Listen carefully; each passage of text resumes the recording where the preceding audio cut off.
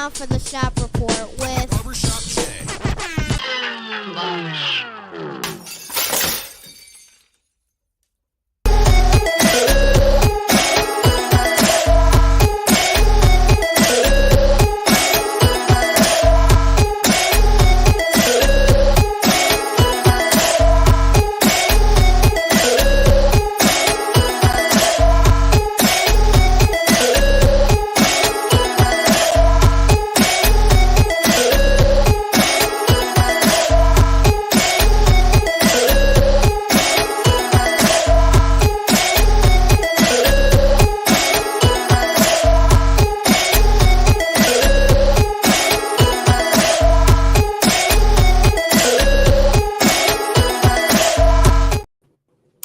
What up, sports fans? Welcome to the Shop Report special presentation of the Turnbuckle. Yes, I, of course, am your host, Double J, Production J, and my guy to my right, your left, is none other than D. Gully from the Columbus. What's happening? everything is happening. You know, I talk a lot, I talk a while, so let's just get right on into it, man. Absolutely. And speaking of talking, there was a lot of conversation that had taken place about this. Right, what's in front of us now is the current graphic showing AEW's viewership, which took a colossal hit week over week. And NXT has now beaten them 2 consecutive weeks in a row. So as the graphic kind of shows, does HBK have Tony Khan in the chokehold? That's 27%. 27%. I mean, if my paycheck is 27% short, you understand how cataclysmic that could be. Now, it's for the second week. If my parlay falls 27% short, see, there you go. Be honest with you. If your parlay is 27% short, it's kind of like, it's frustrating, but it's nowhere near a 9-leg, a 13-leg parlay that hits on 12. Right. Never. You know what I'm saying? And Absolutely. Then imagine that 13th leg being short by like 5%. You a free throw away from cashing in on 5 figures, and you just happen to, and then a 79% free throw shooter in a game that they're up by 20, he bricks the never mind. I'm speaking on somebody's short experience, so I don't want to get anybody upset here. Well, you're absolutely right. Scott Van Pelt has bad beats for a reason. Yeah. So, needless to say, hopefully here there's some good favor and fortune for sure comes our way. But what do you make of this? I mean, is this truly a sign of things to come? I told you, after living, no different than yourself, through what we saw with WCW, and like, of course, we've had WWE superstars mention that they have friends on the other side, and then we've seen TNA engage with NXT. We've also seen, again, guys like AJ Styles going and participating in other brands, if you will. Right. So for us, for the wrestling fan, I hate having a line in the sand, because the viewer, loses when there's less options. Do we lose when there's less options? Or is there a threshold? Because see, to me, this ratings indicate to me that there's a threshold. There's a capacity for sports entertainment, for professional wrestling, that the viewer, I think, limits his threshold. It's a matter of, okay, who's going to get it? Is it going to be NXT or is it going to be AEW? Right now, AEW's got NXT has our interests, right? Remember, just several months ago, the story was different. AEW ruled that night. AEW had that tertiary or that secondary, actually tertiary. It had that. It had the third slot in terms of our capacity for the American sports entertainment, for American professional wrestling, right? Because Raw has it first, or SmackDown, depending on where you're at. They battle for first or second. And what's interesting about that is we're talking about one company actually pivoting themselves from having 3 different products to actually having 3 different brands. And that's what you have right now with WWE. You have SmackDown, you have Raw, and you have NXT. So if you consider however your work week is, you may have time for one or the other, or you may have time for 2 or the 3. Who's going to get the third slot? NXT is now becoming a real competitor. Not to say it wasn't before, but where AEW was dealing with more established talent, right? NXT has newer. I mean, the name is indicative of talent, up and coming talent, even if you got some mainstays there. But AEW had mainstay talent that we wanted to see that we couldn't get enough of. NXT is now competing with that mainstay talent with their new brand. I think these numbers falling, and I don't know that they're going to get higher between the 2 brands because, again, that's the third slot. That's the third ace. That's the third slot. So AEW does have some fighting to do, but I don't know when we're going to see 1 million viewers from either of these brands anytime soon, if that makes sense. And when I say brand, I'm saying NXT has a brand and AEW has a brand. Because again, I think at this point, WWE has done a remarkable job at distinguishing their shows as unique brands. Yeah, and again, it's hard to argue that. I did wanted to ask rather, do you believe you talked about that moment, the moment where AEW was the talk of the town? Yes. Did they handle that the way that Eric Bischoff handled Mick Foley becoming the champion? Absolutely. They absolutely did it. They absolutely handled it the same way. When they tried to trash Punk after he was gone, and it hasn't been right ever since. And similarly to what Eric Bischoff did with the Mick Foley reveal, the company didn't look the same after that. They never really recovered from where they were prior to that moment, even though the tide had started to shift back in WWE's direction during the Monday Night War. It still was a case where even during, there's a case where you can have a misstep, but you can correct, you can course correct and still return to being the dominant brand, the dominant party, if you will. There were instances where WWE, even though they were losing, they had great moments, they had great nights, but the tide for WCW for a time was just too strong. And likewise, WCW would have, when they started to struggle, WCW would have some one-off great nights and the tide would swing back.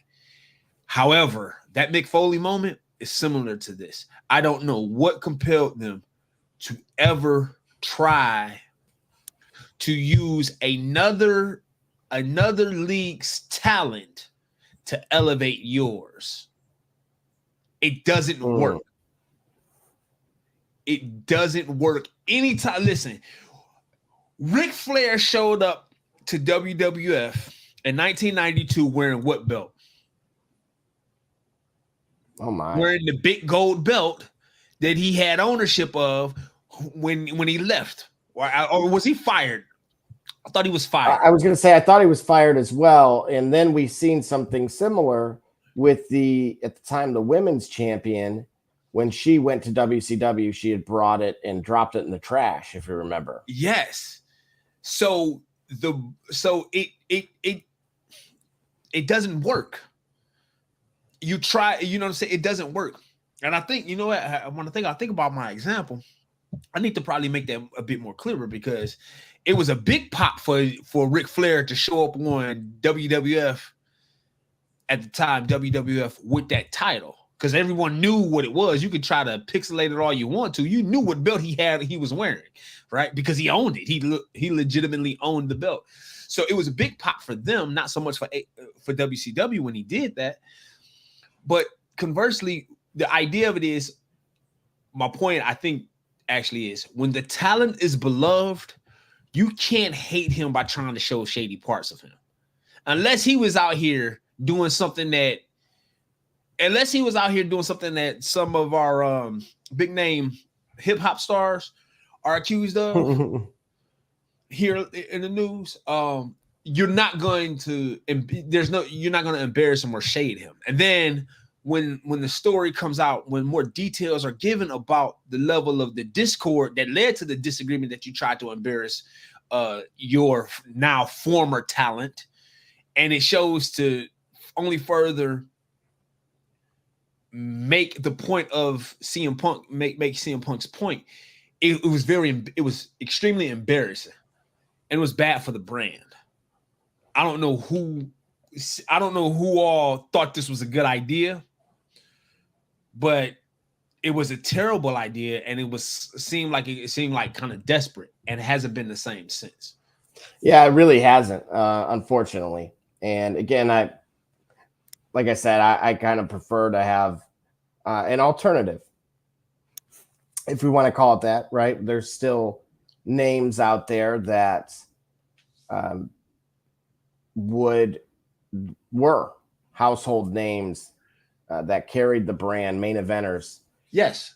That are part of that organization at the moment. So definitely worth kind of keeping an eye on, at the very least, to see what they do. I know obviously the Khan family has done very well between, their endeavors with not just AEW, but again, Tony going, actually, I'll salute him on going to the NFL draft and having that on, the neck brace. Yeah. I mean, that's brilliant. But otherwise, I'm with you on kind of how they handled certain things. Speaking of handling certain things, if you remember, MVP, yep. He had a group. Yeah. And a lot of people, myself included, thought that they had a high ceiling as a collective. Yes. As a faction. Well, naturally, he's been since removed from the organization for quite some time. But in today's Tell Me, You Did Not Just Say That, we get this. Now, there's an individual here that makes this fact, and again, I'm going to quote here: the Triple H era is emasculating black men. I'm really hating it. Now, MVP, who has not since backed off of this, he actually doubled down in more comments. Oh, really? Yes. So again, as you see, there's the group behind that he was a part of. Right. But again, as he stated, a quote is, "You see it." Gully, we've talked about, I actually brought up coincidentally outside of, I'll say a different shade here. But I took it a little bit further, with the exception of Damian Priest. Well, yeah, we talked about this a short while back. But I again, this is very interesting to me, because we did bring it up, and you happened to point out at the time where you felt things were and otherwise had been. I'll go all the way back to when the merger first occurred. So not picking on one individual, but just since the merger occurred, that same night on Nitro, that same evening, you had Booker T become the champion. Yes. He had 2 belts. And he, a quote of his was, "I think they have plans for me." Right. When you go and take a long look back. Yep. Yes, we see this, and I hate doing this in that context, but the Samoan group, that's clearly on top. We'll get to them. Yep. Rightfully so. But we read another quote saying with the Latin versus Latin, like, can Rey Mysterio fight anybody other than Dominic? Right. How do you feel about this as a whole? Because this actually goes back, like MVP obviously goes back a while. Right. So this is not brand new the way that the previous time we had to address it was. Yeah. It feels like this would be a harder point to make if they had even one person of color in or near the main event scene right now. Now, at one point in time, Bobby Lashley wasn't he a WWE champion? At one point, absolutely. And before that, before the serious injury, Big E was a WWE champion. That's right. Now, before those guys, Kofi Kingston had a run with it, right? But prior to that, we got to go back to The Rock. And then where does it go before? You see, we've had great African American talent, Black American talent,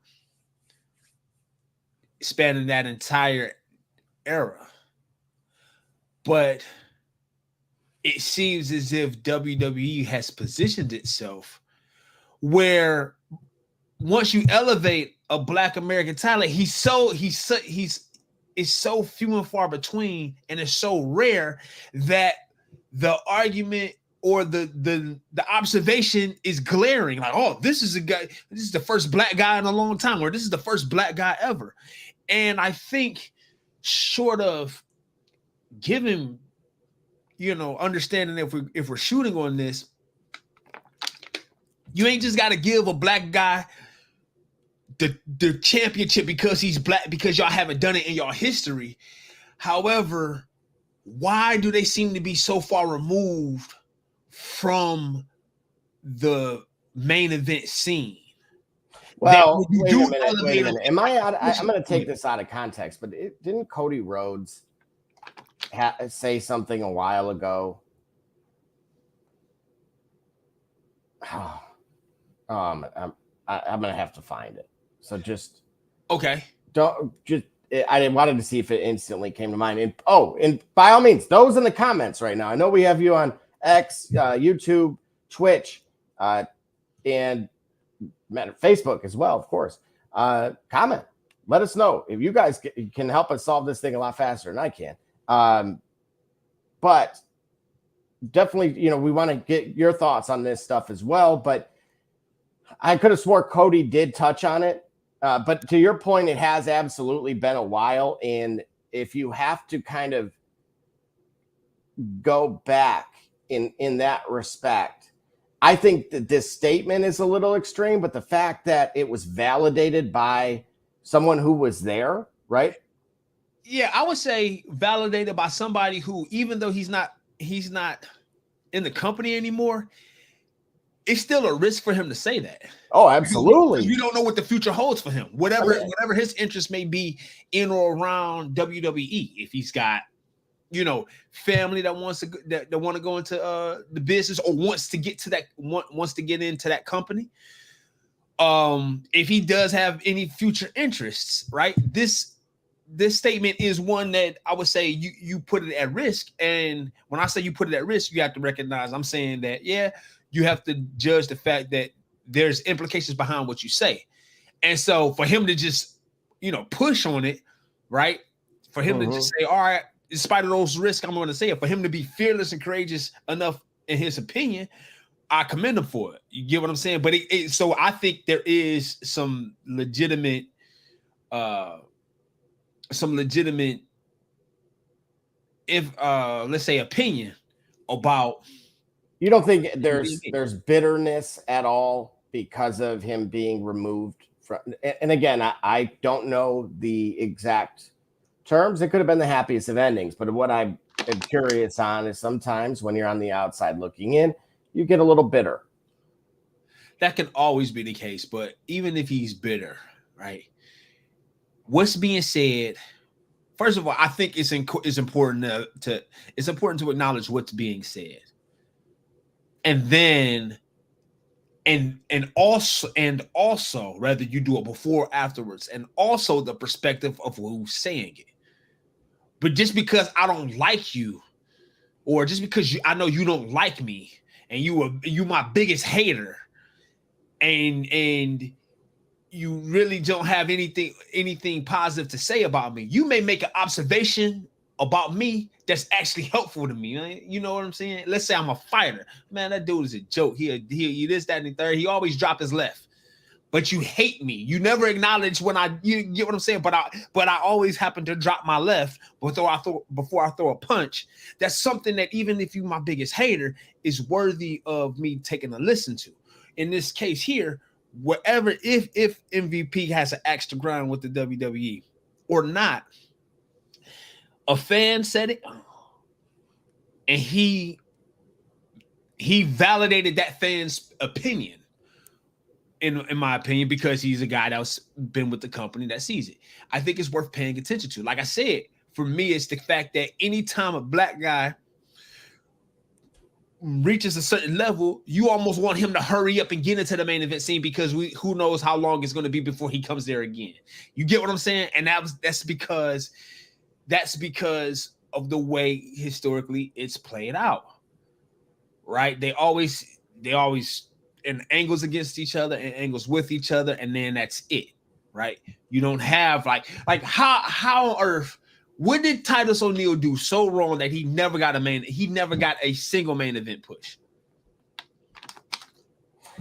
That's a very good question. I actually seen him on SEC Network not that long ago, and coincidentally, where Aiden will be practicing this winter is the same university that his daughter will be playing basketball at. Sweet. Yeah, very cool. Very cool. Very small world, right? Yeah, I know he's still out in Florida, but it sounds like he'll be coming out this way. For those that are unaware, Oakland University there in Rochester, Michigan is where he's going to be headed, and where she'll be playing. So they made a run in the NCAA tournament on the men's side. So that name should be very familiar. Not quite as far as my Boilers, but that's a different story for a different day. Well, Any closing thoughts on this topic before we take our first break of the day?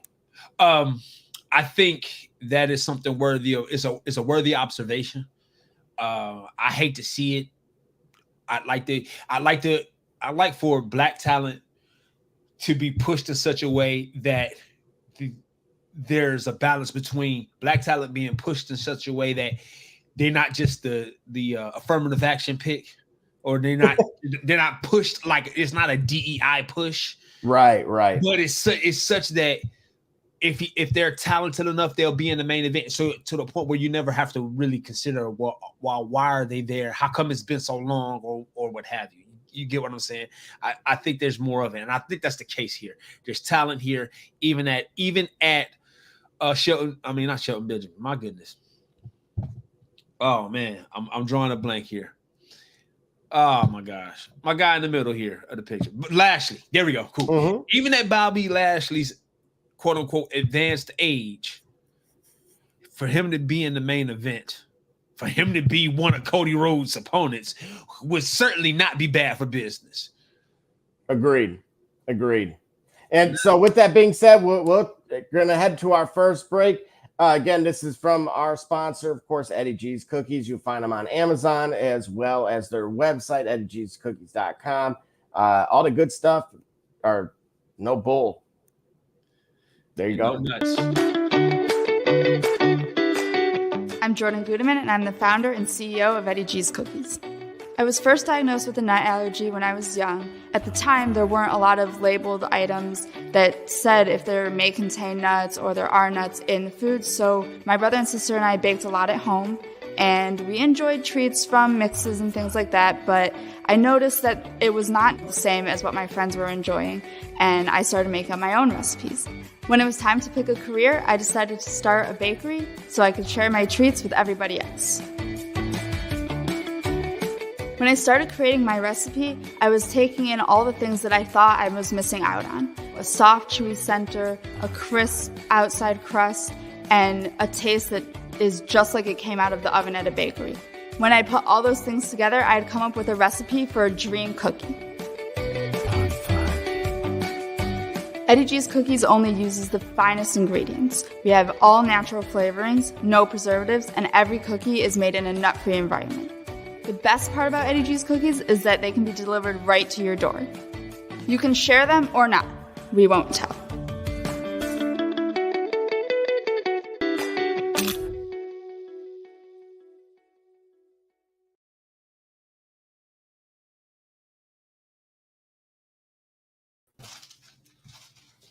All right. And just like that, we are back with our next.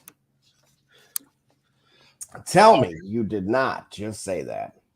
And this one comes from LA Knight. And to quote, "If I win the Money in the Bank contract, I will cash it in on Logan Paul and become the new U.S. champion."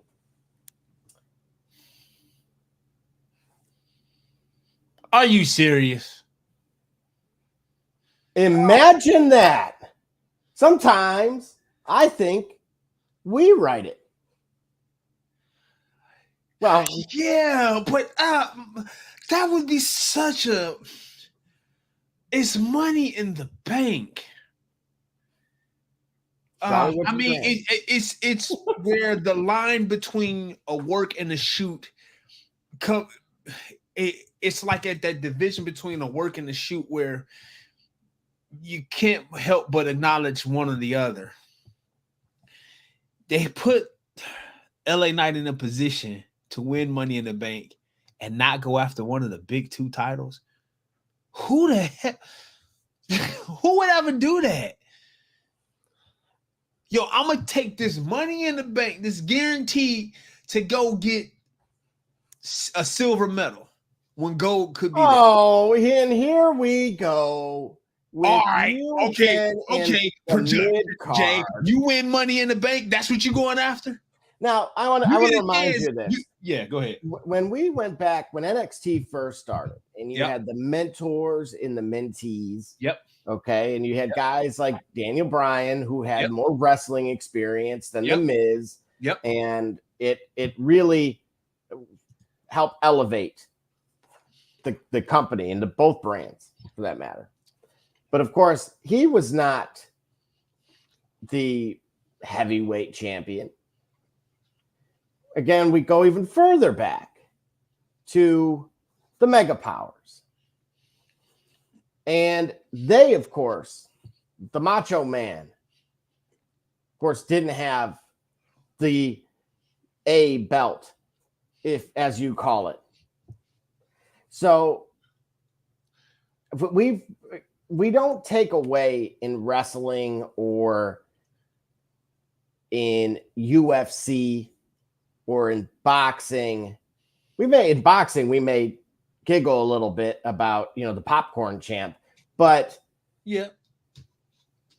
we don't poo-poo on anyone based on their weight class or anything like that. So why, as it pertains to this, why are we viewing these in such a different light? Where did this stigma come from? Because I want to bury it. It's time to bury the hatchet. You can't bury it. You can't bury it because that's exactly what they are. You mean to tell me there's a main event there's a main event match that you mean to tell me right now there's a main event match? If you had a pay-per-view, you could put a main event match that puts Logan Paul on a card, or when I say ahead, meaning at the end of a Cody Rhodes and Damian Priest title defense. There's a match that you can make aside from maybe the match that featured Logan Paul and Cody Rhodes. Now, wait a minute. Wait a darn second. Why not? Why, if that was the time? Give me the match. Well, what if it was okay? What if it was LA Knight versus Cody Rhodes for that belt? For what belt? For currently Logan's U.S. title. And we're not at SummerSlam. We'll just say it's the Royal Rumble. That's not what I said. I said right now you can see a match where the United States champion, or for that matter, an Intercontinental Championship match, main eventing a card that would also feature a WWE Universal Championship or a WWE World Heavyweight Championship match. You mean to tell me there's a match that you can make that can make that make sense? What I'm saying is we've seen it before, and that's usually our guiding light. When did we see it before? Well, I had to go back to the 80s, but we have seen it before. But no, all right, this is what I'm trying to get at to you. This is what I'm saying. The problem with LA Knight wanting to cash in a Money in the Bank to get a secondary title. Like, do you want to see Randy Orton with the Randy Orton's on his let's say he's near the end of his career. So it's AJ Styles. You want to see Randy Orton losing another pay-per-view? No, I don't. Do you want to see Randy Orton win an Intercontinental title, or do you want to see him with another chance at one of the big gold belts, the big two belts? This is the problem with two belts at that point. No, there's not a problem with the two belts. The two belts. It is if you're going to have this kind of hierarchy system with them. Go ahead. Well, if we're going to weight it that way, okay, everyone wants to be the UFC champion. Sure. But you have lightweight, certain weights for that reason, and it doesn't take away. They're all viewed equal, but they're weight classes. That's a difference. There's a difference between. Remember, in professional. Listen, Rey Mysterio won the World Heavyweight title. In the world of professional wrestling, that belt is indicative of where you're at in terms of your drawing power and your ability to advance the story of the company. And those two statements alone indicate not everyone is cut out for that. Not everyone is cut out for what? For being the face of the franchise. So, do you think everyone gets a Super Bowl ring, regardless if you were the punter, the assistant coach, the water girl? If it does not matter your role, you still get the same prize, even if the quarterback gets a higher salary. Hold on. I haven't fully made my point on why I'm troubled by LA Knight saying this. Or maybe I did. I think you think so highly of him that he meets the criteria to you, that he checks the boxes. And unfortunately for you, this is him taking the low-hanging fruit. Yes, that you're exactly right. And there's two reasons for that. There's two reasons why I'm troubled by it.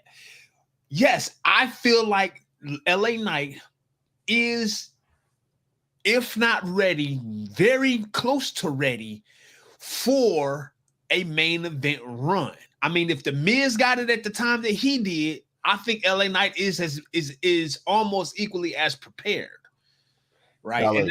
And it takes a lot for me to respect the Miz. I don't like the fact that he's widely regarded as the best Intercontinental champion ever, but that's just me being in my own bias because I seen Mr. Perfect growing up. So he's the Generation Z's or what have you. He's the millennials, Mr. Perfect. But I digress. My point is with LA Knight, I think he's pretty close to ready for a legitimate shot at wearing one of those titles. So I wouldn't want to see him settle at the U.S. Championship. Secondly, the idea of Money in the Bank is to cash in. Who wants a U.S. title? Who wants? We got a comment here. Whoa, Gully. We were friends. Well, listen, because you like The Miz, listen, I'm from Cleveland, okay? Don't get it twisted. I live in Columbus. I love what Columbus has done for me, but, you know, when you dial the first 10 digits of my phone number, the first 3 will tell you that I'm from Cleveland. All right, I'll just leave it there. Even though I'm from Cleveland, the greatest champion, the greatest intercontinental champion that I ever seen was Mr. Perfect. Yes, ahead of Shawn Michaels, ahead of Razor Ramon. He brought to me a level of prestige to that belt that made it worthy of wanting to have. Almost to, dare I say, he made it such that when a guy who got that belt, you knew that they were well on their way to being a main eventer and almost could have legitimized that belt. You know, well, not almost could have, but legitimized that belt, but could have legitimately seen themselves as a WWF or WWE champion. I'm saying, for the purpose of you having a Money in the Bank, being what Money in the Bank represents, you want the biggest prize possible. If it's not the Universal Championship, it would be the World Heavyweight Championship. It would never be a title less than that. Because, like, I'm going to ask you again, if you're talking about, hey, you know what? We want Randy Orton on this farewell tour. We want AJ Styles on this farewell tour to go around. You want to see them do that as the Intercontinental Champion? But they've been there. I'm going to ask you again. If they're on a farewell tour, do you want them on the farewell tour as the Intercontinental Champion or as the as the US Champion, or do you want them as the WWE Champion or World Heavyweight Champion? I'm going to ask you. I'm going to counter. I'm going to question your question with a question. So, all right. Well, we're doing Jeet Kune Do, huh? Okay. Somebody been watching Bruce Lee flicks. Go ahead. Do you believe with the current stable that farewell tour or not, those two names are even possible at holding said title for longer than a circumstance like a Money in the Bank cash-in, a Drew McIntyre type of run? I think that Randy Orton can get from, all right, do I think Randy Orton can hold the title from a SummerSlam to a Survivor Series, or for Survivor Series to a Royal Rumble, or from a Royal Rumble to a WrestleMania? Yeah, absolutely. It's a question of rather the universe and those that create the universe can see themselves doing that and still drive the next wave of talent. Can they see it going? Can they see Randy Orton being the gatekeeper for the Solo Sikoa or whomever other stories or narratives that they need and want to create for the talent that they have? I certainly think that Randy Orton can do it. He only knows how to handle the title, even though I hated his run because I was drawn into the story. I hated his run when he was going after it with Cena. Remember, he was the first 2 belts guy that I could. Well, no, he wasn't the first, but remember he had the 2 belts. And absolutely. He got the wins over Cena, and he got put over Cena, and he got put over Daniel Bryan. And I hated it because I felt like it was like I loved it. Right. Okay. So where's Randy Orton lost a step in such a case that he can't do that again, or AJ Styles?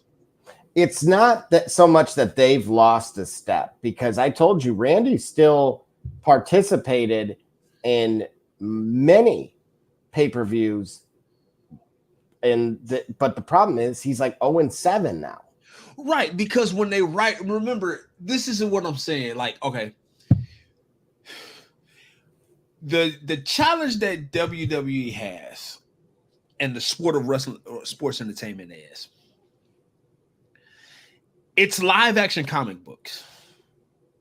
And so you forget that a guy lost a match because you're trying to tell a story of the guy who wins. The person who wins is the person who wins is who you're writing for. You're writing for the person who wins the belt, or you're writing for the person who wins the match. Even in the case of a guy getting put over, right? You're writing for the person who wins. So even in the case of Cody Rhodes, his loss last year at WrestleMania was for the purpose of him winning, because they want to tell the story that the narrative that they're going with is going through Cody Rhodes. So even in that case, largely the winners are who they want to advance the story. They forget who they have him lose to, right? And if wins and losses don't matter, then Randy Orton can lose 7-8 times. But as you illustrate, the problem is us as fans. If we're buying into this, if this is our story, if this is the universe by which we want to pay attention to, we'll remember that he's 0 for 8, and 0 for 9, and 0 for 10. Like we can't help but forget that, because remember, this is the universe we're watching. This is the story you want to tell us. So we're going to be all in, right? If you want us to be all in to what we're watching, then yes, we need to be able to. We're going to keep a tally that Randy Orton is winless in darn near a year. So that's something that they have to fix. I'll go all the way back to the point I'm trying to make. We want Randy Orton or AJ Styles, one of those guys whose son is setting as a main eventer in this business, having given so much and having having delivered so much in terms of great matches and storytelling. You want to see those guys on top. So if you want to see those guys on top would mean having a run at the WWE title or the World Heavyweight title. On top would not mean having a United States Championship run or Intercontinental Championship run. Therefore, if you don't want to see guys who sunset with US belts and Intercontinental titles, why would you want a guy to cash in Money in the Bank for said title? Because I don't believe that he can get put over. I think, unfortunately for LA Knight, he had it. He had it a year ago. Okay. And much like Finn Balor, this is the best he can do at the moment. And it pains me in saying that. What we're seeing is so many, it's like clones of our personal faves, Dolph Ziggler. Yeah, but even Dolph cashed it in for the World Heavyweight title. Good point. Hey, I can't believe you made that point. I can't believe you walked right into that one. Even Dolph cashed it in for the 1A belt, not the B belt. He cashed it in. Look, 1A, 1B. Or let's say A1 and A2. Not B1 and B2. But now remember, you're talking about a 2-night event at Mania. Yep. And so you have to have quality across the board. Okay.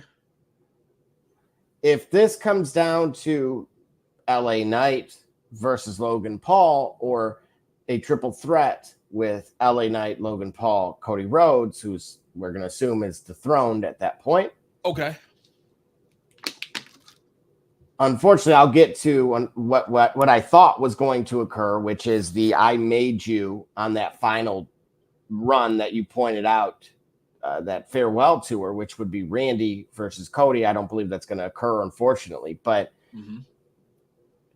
Cody needs to close his chapter as well. And then you have the return. What I'm really banking on here is the fact that we have the return of so many faces of the franchise. Yep. At some point in the next 6 months, we're going to see the final boss. We're going to see the head of the table. We've already seen Seth freaking Rollins. How long can CM Punk, who just sold out the Allstate Arena, pretty much on his own, no disrespect to the rest of the group, but the fact is, the last time I think he was there, I was there. And I haven't lived in Chicago in a while. So It is, you can only, this is the problem with having that hierarchy of belts in that manner, that you need to restore honor and integrity. I'm starting to sound like John Cena, to these other areas, in that they are of value, that they aren't mid cards. So how does LA Knight winning the US championship prepare him for winning? Because of every bit of what you said. I'm glad you walked into it, which is what he truly is capable of. So he has to get a Money in the Bank in order to do that?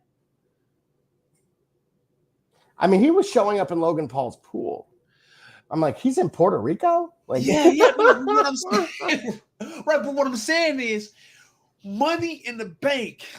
Like, Money in the Bank. Let me try this. And if you're watching out there and you hate what we're saying or you love it, by all means, comment live. The Money in the Bank, no matter what we think of him and his run, no matter what you may think of the world title picture, if I got the opportunity to cash in at any time and possibly become a champion, why would I go for a mid-card belt? If mid-card belt doesn't put me anywhere closer to the main event, I already think LA Knight is ready for a main event title. What would him having a US championship prove to me? Somebody like me. What would him having the Intercontinental Championship prove to anybody like me? What would it convince anybody like me who already thinks that a guy like LA Knight is ready for the big stage, ready for prime time? He had. Wait a minute. Why wouldn't he be? Why would he need a U.S. championship run to do that? Because you know what? He's gone around for too long with nothing, just kind of hanging around, kind of being almost the most known unknown. And I hope it's just that. If he doesn't, Gully, if he doesn't, or even if he did go the Ziggler route and fall short. How much longer? I think he's in his mid-30s too, dude. How much longer does that,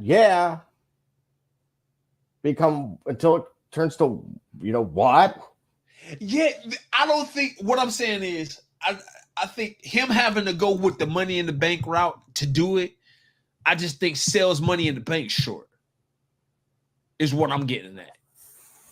That's my problem. No, I think if we constantly saw it going towards the same thing, sure, then you know what? Add a third one.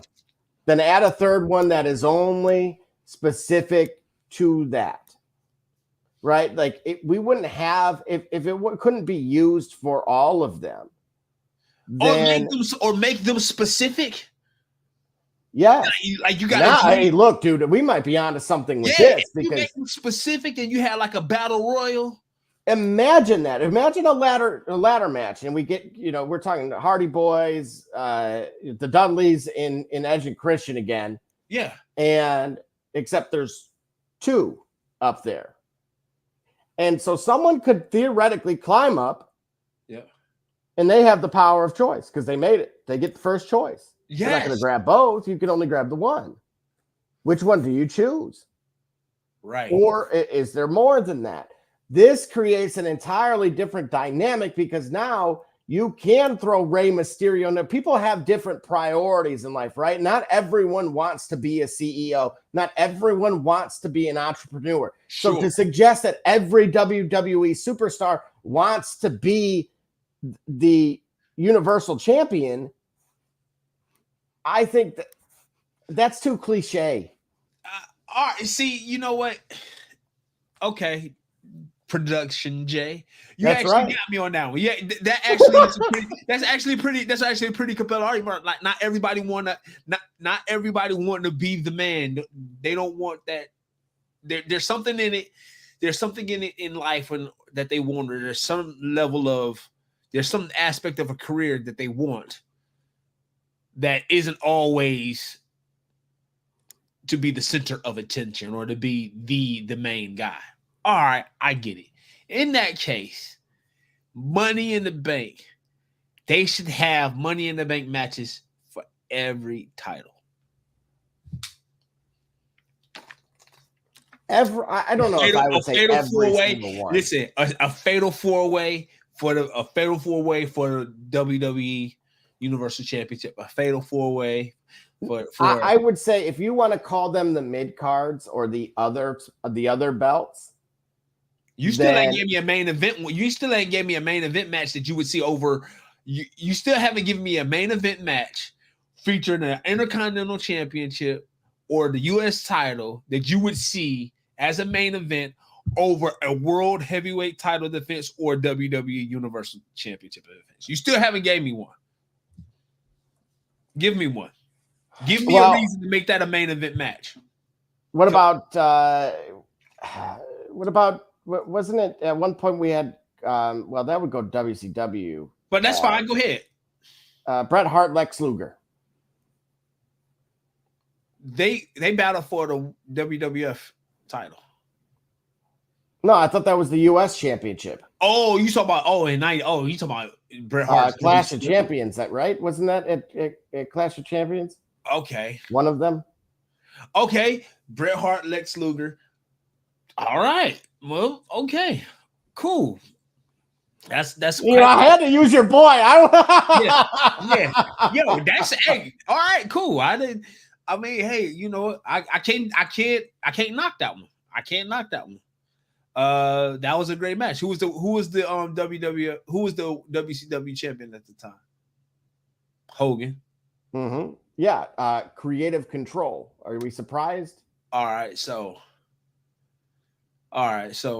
in this applying that type answer to this, does the world champion, a universal champion, have more in-ring talent and ability than that WCW champion?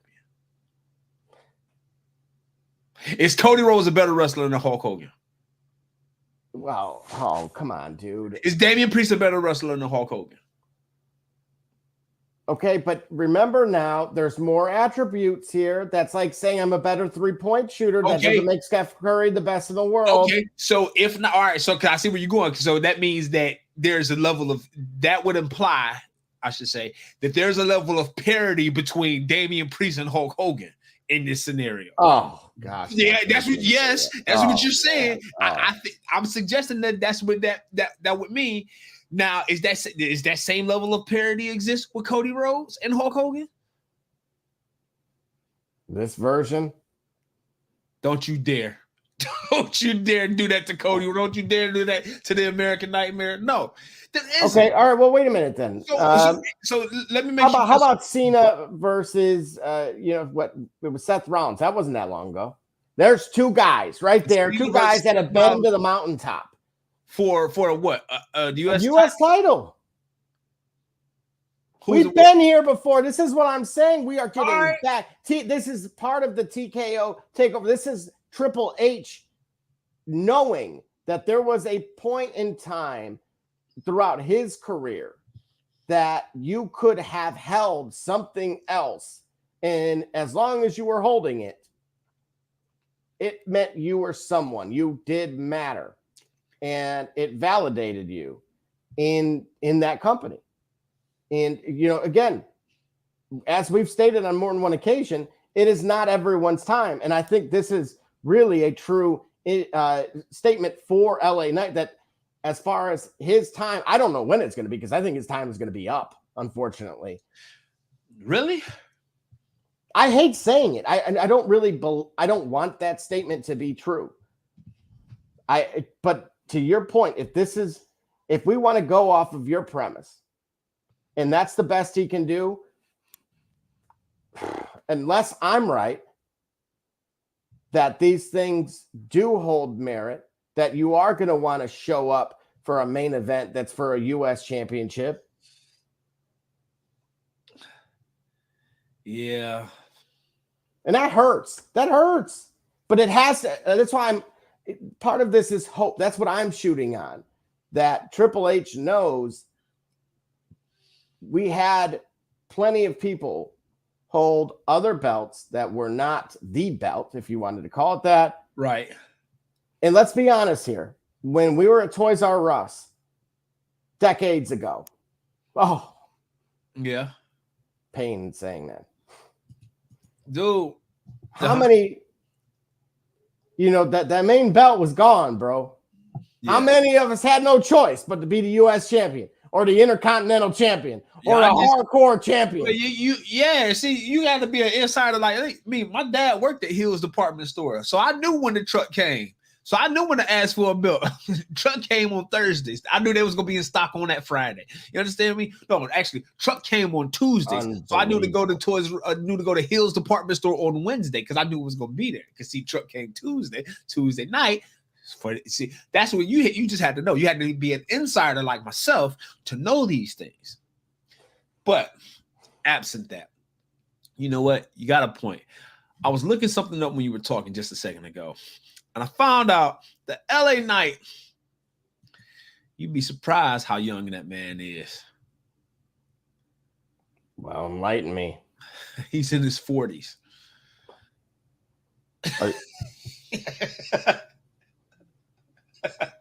Okay, so we talked about sunsetting here. Yeah, he's in his 40s. I mean, this is playoff mode Braun. Don't say that. Don't ever say that again. Don't ever say that. Because playoff mode Braun ain't been that has not happened. That ain't showed up. Well, no, it showed up maybe last year, but they ain't showed up once every 4 years since 2018. Playoff mode Braun. Oh my gosh. Yeah, so unfortunately, I'm going to let you chew on that. We're going to take a full time out here. You think about that for a second. Let's get into some more. Tell me you did not just say that, and some raw results as well. All right, Kate Cunningham, you watching the Shop Report. I'm Harvey Diallo, and you watching the Shop Report. My name's Chris Murray, and you're watching the Shop Report. You're Jay Knight, you're watching the Shop Report. Max McKee, you're dropping in on the Shop Report. Barbershop Jay, Quentin Hines, Super Bowl champion. I'm ready. Let's do it. I'm on. Hi, I'm Mars Edwards from Mercury Stadium, and you're watching the Shock Report. Hey, I'm Billy Butler, and thank you for watching the Shock Report. Hey guys, I'm Les Norman, former Kansas City Royal, and you're watching the Shop Report. Commander Brown, Detroit Rivers Mountain Training, and I'm watching the Shop Report. Hey, this is Doug Flynn of the New York Mets. Well, a few other teams, of course, too. And you're watching the Shop Report. I'm Matt Ramos, and you're watching the Shop Report. How you doing? I'm Rajay Davis, and you're watching the Shop Report. How you doing? This is Nelson Figueroa, former Major League pitcher with a lot of teams. You're about to listen to the Shop Report.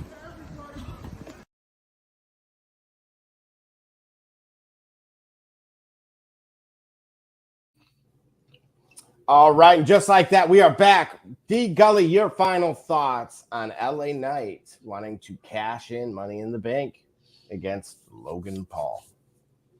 It's low-hanging fruit, but given what we've just talked about, it should put him on the prime track to the top of the food chain in WWE.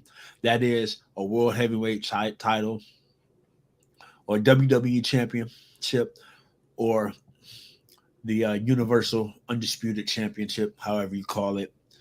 So if he's got to go this route, then I'm all for it. I just want him to be in a position where we're talking about him having meaningful matches and meaningful moments.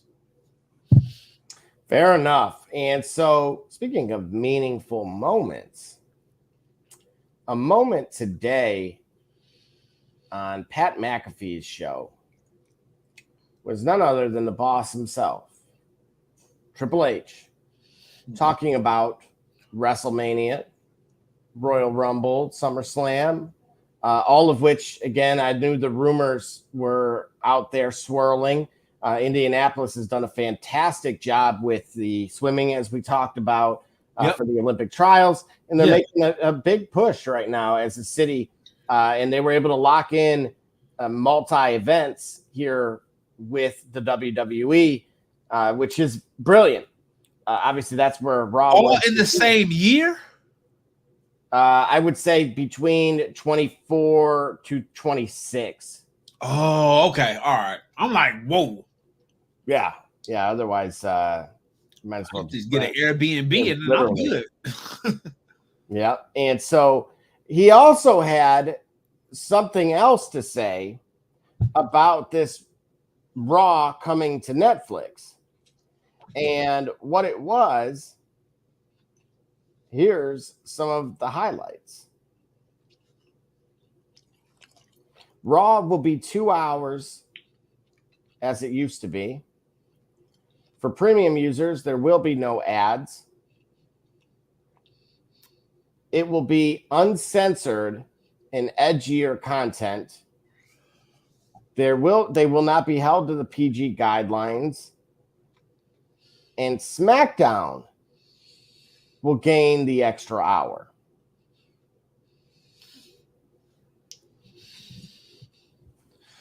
Okay. Raw after dark.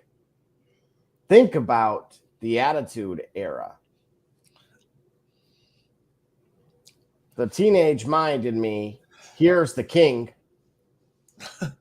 referring to a certain animal and could only imagine what could have been. And yeah, probably therapy sessions. Well, amongst more. But what are your thoughts here on where we're going to be trending? Because again, as you pointed out, well, what was the reason for me to keep Peacock or other decisions of that sort? But now knowing that, we had, I talked about whether it was a little bit of the blood that was shown, in some matches, or the Rock being having a sailor mouth. Yes. There was enough hints that let's see how this goes. And clearly it was welcomed with open arms. And so this is where we are heading back to, which is a place we've been once upon a time and a place we think of with nostalgia. What say you? I'm older now.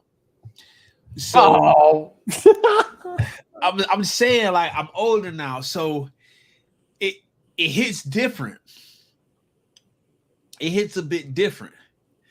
So I'm a little bit more cautious about it now. All right, so let me explain. We talk about the uncensored, edgier content, PG guidelines. Probably a bit more cussing, right? Oh, absolutely. And of course, a bit more adult content, adult situations. It's professional wrestling in the end, right? Mm-hmm. So, in terms of them defining new edges and areas of boundaries by which you can push your product to its limits, it's still professional wrestling and it's still viewed as family entertainment. Will they go so far that they can't come back from? Or will it go so far that they have to come back? Like, I would hope not to have T&A. It's unnecessary. Shout out to Jonathan. Yeah. Right. Hey, by all means, why do you feel that way? Yeah, why do you feel it's unnecessary? Because on my end, I'm looking at it. It might be. I think the quality of the product is there more than it was, right? Where we're not in an era of now where we have valets, if you will, like we did in the 80s and certainly in the 90s as well. Right. And we don't have Linda McMahon, who's running for Congress either. Right. So I never understood quite why because that's where it all originated from, if my memory serves me correct. But I do believe that the content itself is at a high enough quality that, to Jonathan's point, it really isn't necessary. Right. And so my concern is that to go to have the permission to go to the edge and redefine where those edges are? Are you just going to lean in that direction at the expense of valuable wrestling content? Where I'm saying, I don't mind if my wrestlers cuss, but I'm not necessarily interested in all of the women's matches that come out in just like pasties. I'm good. Why not? No, I'm joking. Yeah, no, because I'm gonna tell you, as a guy, for me in particular, there's a level of, is it attainable? Is this realistic? Is this possible is this within my reach or my abilities to be able? And it isn't. So I don't need to see a whole bunch of sensuality where. So you don't want to drop from. All right. So why did we need to see Mae Young's puppies back in 2000? Oh, but why did we need to see her get RKO'd? Because that's wrestling, and that's anybody can get it. That's wrestling. Those are the two extremes, Gully. No, yeah, I know, bro. One extreme or the other. You know what I'm saying? Talk about a legend killer, right? That's you got to truly embody it, right? Right. No, I agree with you. Yes, we all could have lived without that. Yeah. And to your point, the women's division has gotten a quantum leap better, despite some botches that we've discussed. Yes. But overall, it has been overhauled. And you've actually had Chelsea Green on record of saying if she were champion, she actually would want it to be called the Divas Championship again. So that didn't actually make our cut originally, but since we walked right into it, what do you think about them wanting to kind of revert back to a pre-existing belt? Hold on, say that. So Chelsea Green said if she were to win the women's championship, she would want it. She would want the old Divas Championship. Oh, okay. Well, it falls in line with the direction that they're going. If they're going to an edgier Raw, right? It's sort of invoking the return to the edgier, more rated R attitude, whatever you want to call post attitude, ruthless aggression era. Remember a while back we talked about with the TKO merger that we could potentially see cross branding, and we got a taste of that with the NXT event taking place in Vegas at the UFC's center. Yes. Do you think this is the first step, or now what would be the second? Do you think this opens the door for that to really kind of take place, that you could see a Nate Diaz coming over and potentially and this is where it kind of gets a little bit when you blur those lines, yes, there's benefits, there's pros, but there's also potential cons too, because do we really want to see a bare knuckle fight between a Nate Diaz and Kevin Owens? I think so. I think to see Nate Diaz get put through the Spanish announce table would be a thrill. Why always them? Well, it's not always them, but yeah, it is. It is because that's the thing to do. No, to see that, that's what it is. Like the Spanish announce table lines matter as well. Like, come on. It ain't because it's not because I hate Nate Diaz, but I think he's a guy that would be. It would be thrilling to see that happen. To see that clash, if you will, that intersection of sports action, combat sports entertainment, combat sports and sports entertainment. To see that in the fusion, it would be interesting to see. Like, what I mean? I don't know that we might see Jorge Masvidal off the top rope on a splash, but that would be an interesting thing to see. So it'd be cool to have those sort of surreal moments. If this had been a few years earlier, to actually see the Undertaker get in the ring with Brock, You know what I'm saying? We don't know. I mean, it might be cool to see. I think though, when you get to the point of being more raunchier, edgier, are you doing it for the sake of selling that, or does it help? Are you doing it in a way where you're helping to elevate the product? All right, here's what I mean by that. During the promo, during the program between The Rock and Cody Rhodes, him getting bloody, and cussing them out. That was edgy, that was raw, that was gritty, and it was great sports wrestling entertainment. It did help to advance the sort of desperation and doubt that maybe Cody Rhodes could have conveyed, or the Cody Rhodes fans could have endeared, could have understood from The Rock's position. The Rock being, F-bomb this, F-bomb that, and so on, and so forth, enhancing his final boss persona and becoming darker and edgier and more imposing. It did help to sell that story, that darkness. How much is the more tantalizing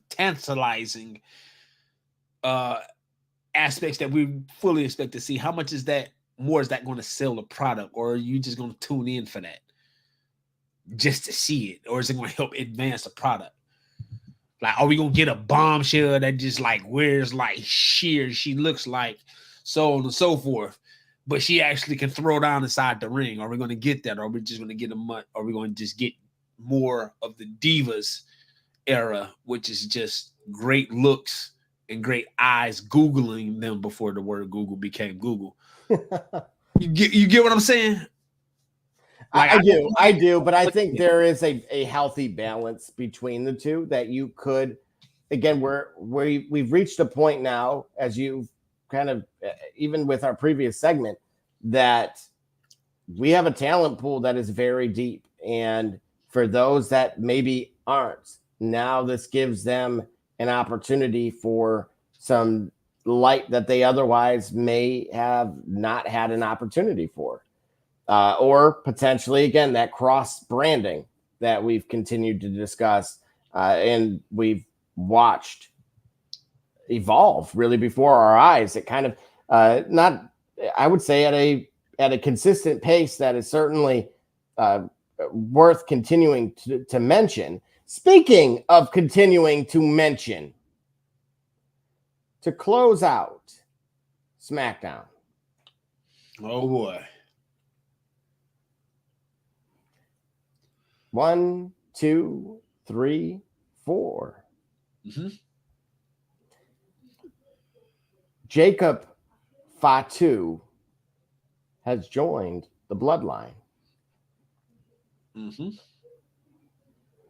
And we're going to have a Bloodline acknowledgement ceremony. Oh boy.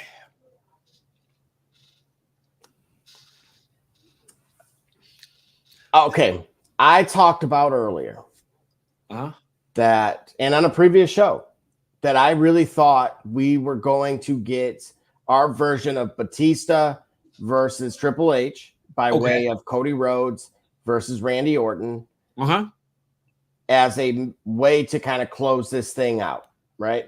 Your celebratory run. Okay. It looks like we're not going to get that. It looks like all roads are heading to Solo versus Cody in your old hood at SummerSlam. I'm going to say this: Jacob Fatu is the real deal.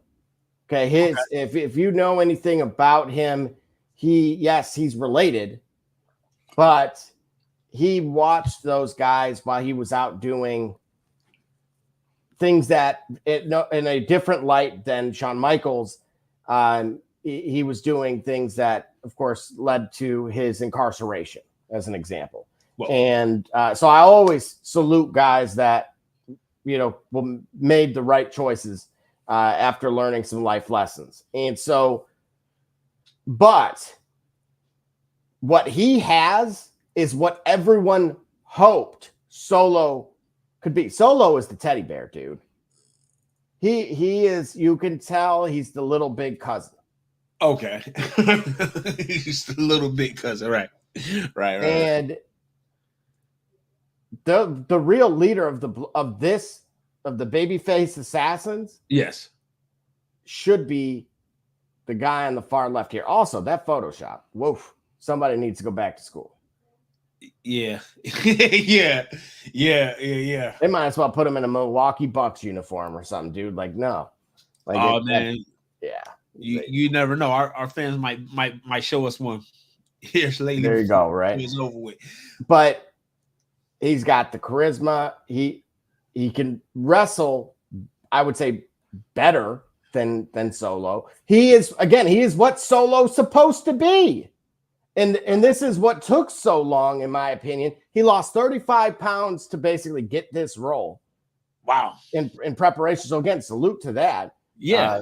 And so he comes here and they completely, again, take out Cody and Randy and all those guys on Friday. And now it looks like we have them in a Money in the Bank match as well. We'll get to that in a little bit. But just now that we have the four, right? For a while there, we were like, is it going to be Uso? One of the Usos, Yeet, no Yeet, that joins this group? Or how do we end up at a 4v4?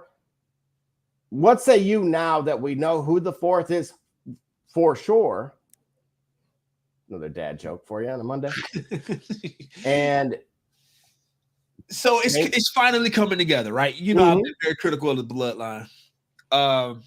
With Mr. Fatu coming, they are looking formidable. They're looking to be that premier faction that is going to be a problem for anybody in their way, for anybody that they see or that they deem is in their way. That's great. All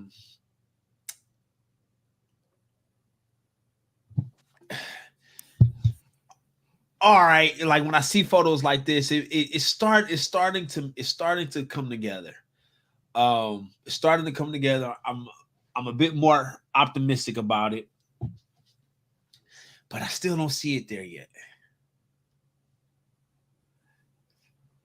What don't you see? I don't see Solo winning the singles match. I almost swore. we got Cody Rhodes. But hang on, if streak up here. This is the problem I have with it, because you're absolutely right that now Solo has won a solo match. Thankfully, I mean, otherwise, I mean, what, he was 0-24 or 27. I mean, it was literally worth a lottery pick. And apparently that might have been what Jacob Fatu was, but this cements the staple. I just think they may have to pivot. They may have to rearrange their own head of the table and let Solo step aside a little bit and defer, because this guy, he walks it and talks it in a way that it's not artificial. Right. And that to me is better yet, I'll let you say it. That's the legitimacy of that's the bloodline that we thought we were getting. Thank you, Gully. Right. Yeah. That's what we thought we were getting. Now it's arrived. Let him become that.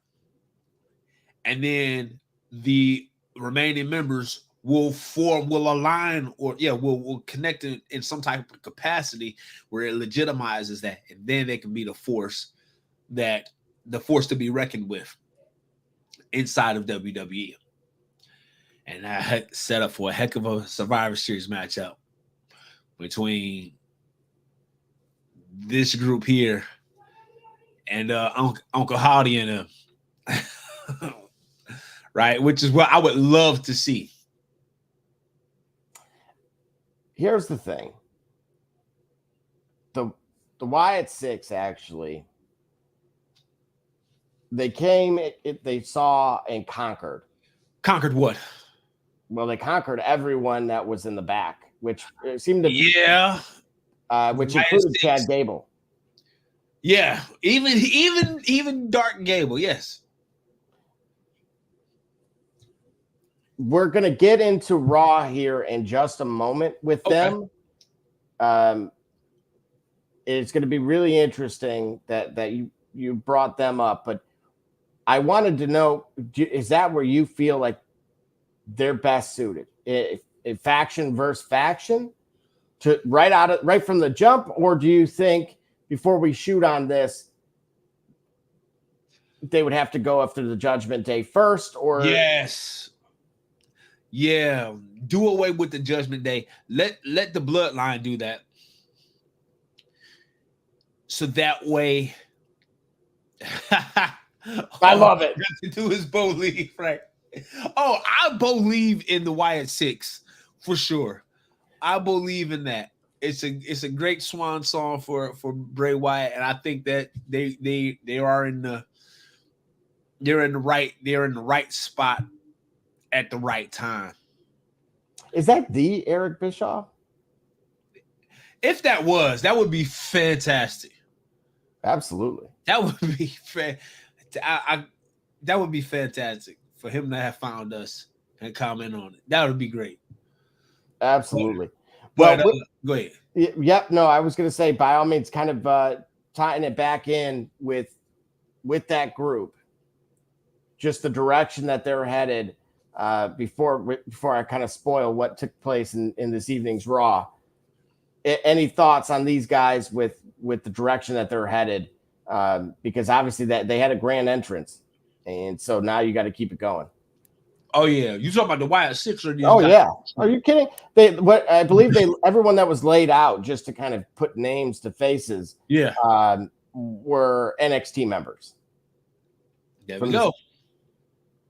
There we go. And it sounds like that. What that is? What? Oh, that's fantastic. Absolutely. Honor and a pleasure, to say the least. For sure. And speaking of today's Raw, we had Pat McAfee, who was a victim to those Wyatt Six members on his own program, on his own show. Right. So naturally, Michael Cole needed some help, and who better than Mike the Miz from the real world? Whoa.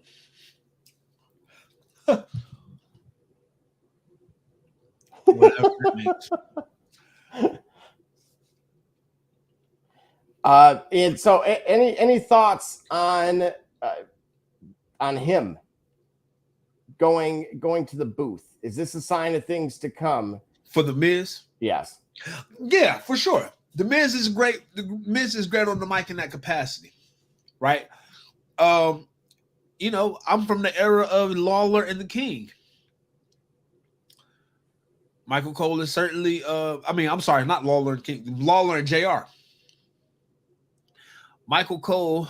I bet you would. Oh, Megan. dude! I bet you would. Yeah, Megan would love nothing more than Pat McAfee, The Miz, and Michael Cole.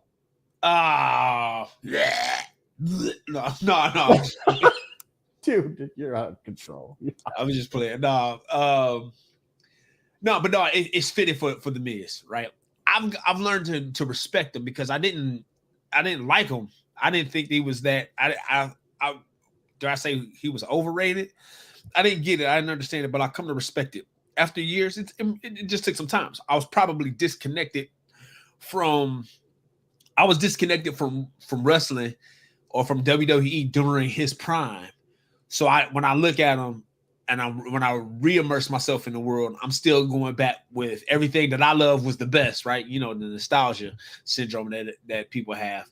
And so as I get older and I sort of find that proper balance of being a fan and respecting it for what it is, respecting what you see for what it is, I come to give him a little bit more respect. Not a little bit more, but it's growing. He's growing on me. To have him in the booth, that'll be great. Great JR. I mean, great Jerry Lawler, to Michael Cole's JR. Wow, that's the ultimate compliment. It really is. Other than Eric Bischoff in the 90s, I will say that. Yeah. Speaking of The Miz, later in this evening's Raw, he finds out that R-Truth volunteered them for a title match. What? And he said he did it out of love. And you can see the look on Miz's face as to what that exactly means. See, I laugh at this, but then I remember what we talked about just a little while earlier about Triple H and emasculation. Are you serious? All right. All right. So if we were to ask and we were to get that person's opinion, the one that the MVP replied to, the one if we were to get his opinion, I'd like to know his observations on R-Truth. Well, remember when we had, it was like, 2 weeks ago? It was the ice cream truck scene. Yeah. An exchange that took place. That was a little out there. But yeah, Ron Killings is a little out there. Yeah, he is. He is. I think he's a guy that can make it work. But we've also seen him be taken a bit more seriously. And in doing so, he delivered on matches or on results. You follow what I'm saying? Absolutely. So when I see him and I see, the evolution of his character, I wonder if this is an observation. I wonder if those who believe in glass that black wrestlers are under glass ceilings, I wonder if this helps support that theory. Wow.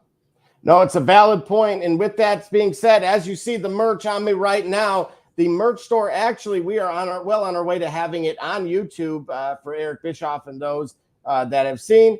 And we're also going to take a quick time out once more before continuing with this evening's Raw. SK Cunningham, you watching the Shop Report. I'm Homie Diallo, and you watching the Shop Report. My name's Chris Murray, and you're watching the Shop Report. Oh, you're Jay Knight, you're watching the Shop Report. Max McKee, you're dropping in on the Shop Report. Barbershop Jay, Quentin Hines, Super Bowl champion. I'm ready. Let's do it. I'm on. Hi, I'm Mars Edwards from Mercury Stadium, and you're watching the Shock Report. Hey, I'm Billy Butler, and thank you for watching the Shop Report. Hey guys, I'm Les Norman, former Kansas City Royal, and you're watching the Shop Report.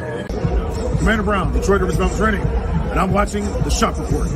Hey, this is Doug Flynn of the New York Mets. Well, a few other teams, of course, too. And you're watching the Shop Report.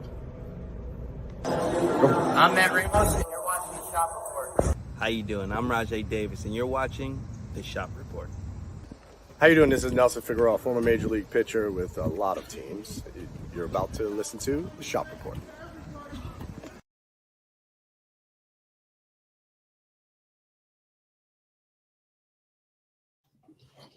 All right, and we are back. And for those that don't know, WWE's WrestleMania XL documentary will debut July 3rd at 7 p.m. on their YouTube channel. This was actually supposed to get launched the night after Mania. What happened to what was the delay? I'm going to blame editing. Oh. I'm going to go solely post-production.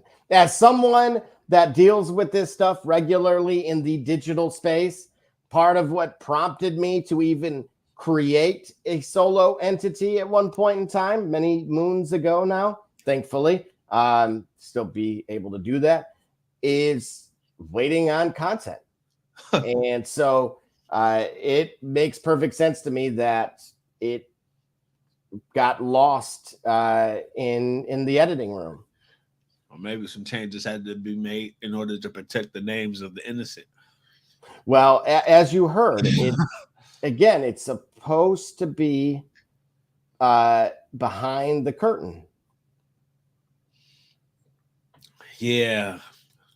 You know, it's amazing that in this era, well, not in this era, it's amazing that the WWE in itself can do these things. It can take itself and give you the actual perspective. Like, listen, we know what you're watching, and we know what we intend to show you. But then here's the other side of it. To show you behind the scenes, while at the same time expecting you to buy into what is being shown as delivered. It's interesting that they are able to do this now almost with ease. It goes even back to well, not even back to, but if you look at the post match, the scrums, the media scrums that they have.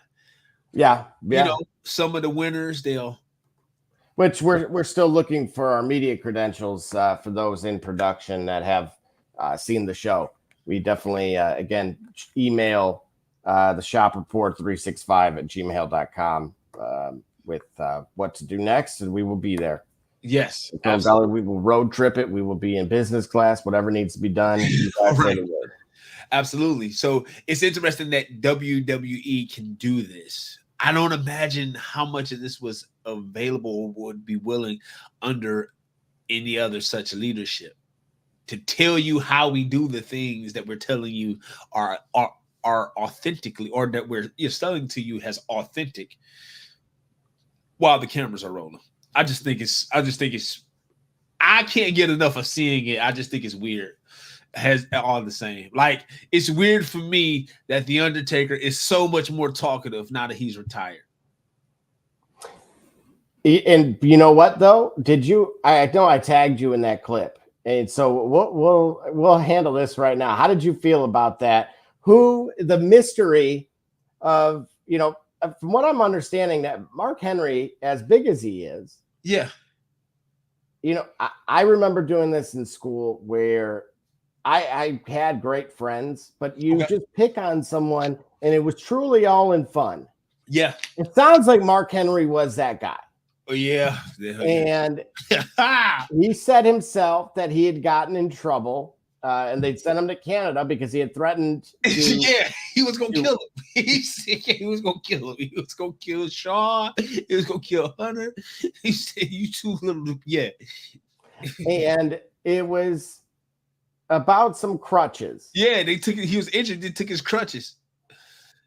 And Taker, he finds out when Mark says it was Paul Bearer, right, that did it. Now I said, well, it had to have been Taker. Paul Bearer can't hold the crutches and the urn. Right. right. And based on Taker's response, like, dude, he nearly keeled over in laughter. Like, as soon as he said that, when he blamed Paul Bearer, like, in that moment, it resonated with his actions. Yeah. Well, see, that that shows another aspect of Undertaker being a great locker room leader, because he kind of knew two things were at hand. He knew Mark Henry had to calm down, had to get with the program, but it was only certain people that Mark Henry would respect things like this happening to, for him to get with the program. Everybody can't tell you how to do it. Some people can. So it had to be somebody like Undertaker to play the prank for Mark Henry to calm down. right? It had to be somebody that he has the utmost respect for, so that way he can lean in. You know, if you have siblings, your siblings can tell you something that your parents can't, even though your parents are telling your siblings the same thing. You follow what I'm saying? Somebody else, you ain't gonna listen to everybody when it comes to it, or you're not gonna understand it unless it comes from a certain way. So for the Undertaker and or Paul Bearer to be a part of the same prank that Shawn and Hunter probably could have played, it made sense because he finally understood. He got it after that point. And that was pretty cool. That's always great to see, you know. It's great to see, you know, guys that are able to have fun in that way. Like there was this other, did you see this one that Maven? Was it? I think it was Maven that talked about taking the bump from the Undertaker, taking the chair shot to the throat. No. Oh, so yeah, that's hilarious. So Maven, he has this. This is Undertaker's the American Badass. Yeah. Okay. Maven has this spot where Undertaker, he gives him a chair shot, but what he does is he gives him the chair shot where the chair shot goes at his throat. Right. So Maven sells the chair shot, and so he was taught that, you know, he talks about, he's like, yeah, when you hit it, throw it, right?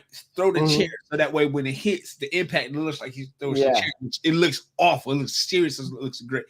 So he does it. So what happened was he gets to the back, and he says, and Kurt Hennig, he goes, man, you gotta protect them. And Maven was like, what do you mean? Yeah, you gotta protect Taker, man. You gotta protect the angle. You gotta protect it. He says, if I were you, I'd be wearing a neck brace. Maven was like, oh, for real? So yeah, I don't want to do bad. You know, he's trying to make his mark in the company. Like, yeah, I don't want to. Yeah, of course I'm. He was thinking about it, right? He's probably turned to something like, well, I guess so. I got to do it. And so if it were not for the Undertaker laughing, if Undertaker would have just been able to just sell it straight, Kurt Hennig would have got Maven looking crazy out here. Wow. Yeah, but that's how much of a practical joker people were. See, and I'm telling you that part. If this, we'll see what this has. So you know what we'll behold with the weight, and we'll see if it actually comes out next week.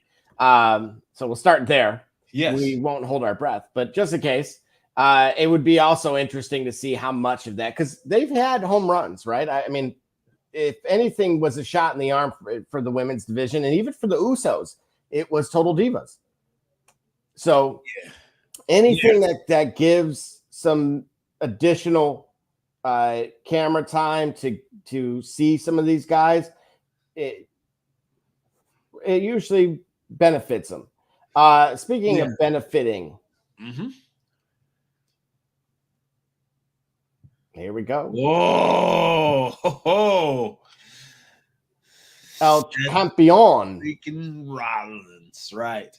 Who, in the uncensored version, may have a different nickname. Oh, really? Well, I'm just saying, if it's uncensored, they can say, well, you know. Yeah. Oh, yeah. There we go. Right. Yeah. Right. Stay with me here. I got it. I picked up what you laid down. I ain't see it for. Oh, okay. There we go. Yeah.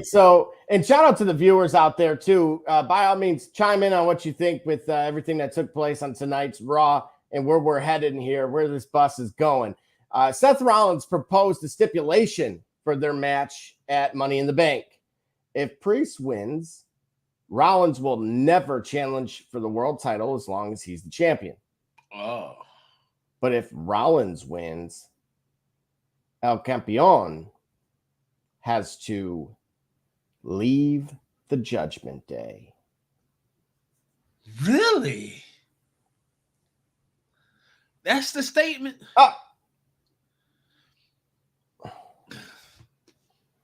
Our esteemed host, it seems like he's enjoying his day off. Yeah. We're working on it. One thing at a time. I missed my parlay today. That would have gotten me probably on a monthly subscription after that. Oh. Yeah, dude, he's the only one. Manny Machado got the 2 hits. Everybody else covered. It was just that one guy. Oh, man. 2 walks, and walks don't count as bases. They don't count as bases. Oh. Uh-huh. Remember last time he said he was at work and he was eating chips? Yeah. Yeah. Oh, yeah, the championship episode. Right? Yeah. Yeah, speaking of, we'd have some kind of Doritos belt, or what was it, Lay's Ruffles, something along those lines. It was something. Yeah. So, but what do you think is going to happen here with this? Because this is a mammoth stipulation.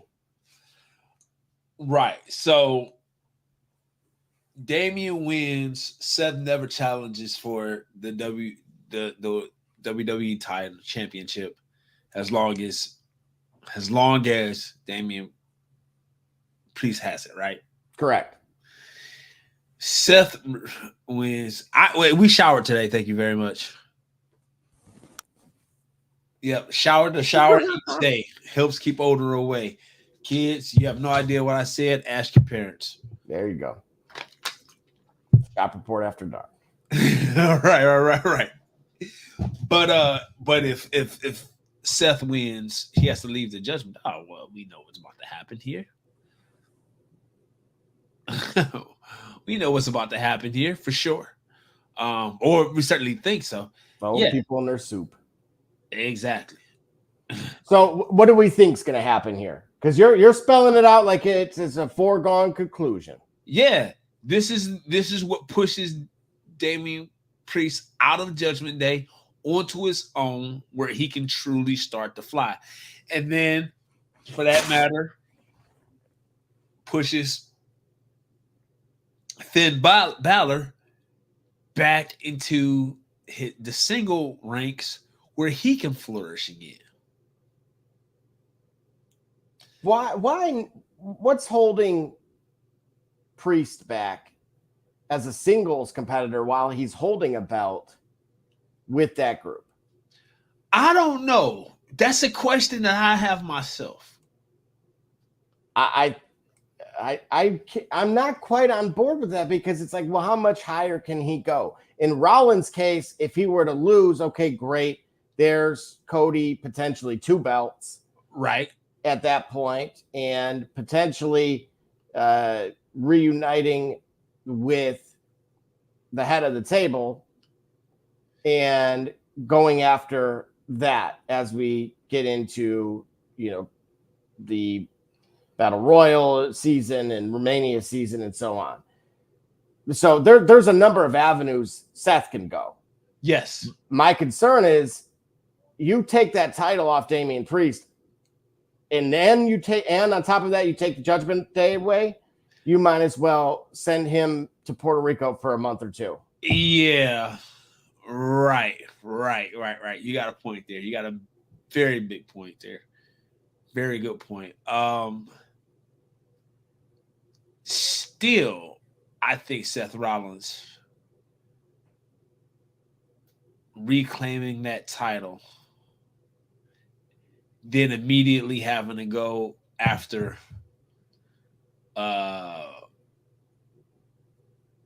maybe a Cody Rhodes, maybe a No. You know what? You were close to the. Okay. I think you were already close, and I chewed on it a little bit here. You're gonna have a feud between Finn and Priest. Yeah. While Finn's going after Seth for the title, because Seth is the one who, of course, took it from him. Yeah, makes sense. Okay. Yep. Anybody in the comments see it any differently? By all means. But unfortunately, what does that do for Damian Priest? It makes him the third wheel. Right. Now he can go after Gunther. Oh, we're getting to Gunther. Yeah. Oh man, you were put the cart in front of the horse there. Wow. Yeah. Gunther says he cannot wait to see the match between those two, being Seth and Priest, and hopes the better man wins. Yeah. He then says at SummerSlam, the better man will become the lesser man in the ring with him. All right. Mic skills. Okay. Mic check. 1 2 1 2. Okay, Gunther. What do you say? I say I'm looking at a triple threat match, and I can't stand those. Oh, no. You think so? Yeah. Absolutely. Gunther had some time off. So did Seth. So they're fresh, still getting back used to it. They have a they have a triple threat and reshuffles the deck. Wow. Yep. That's what I foresee.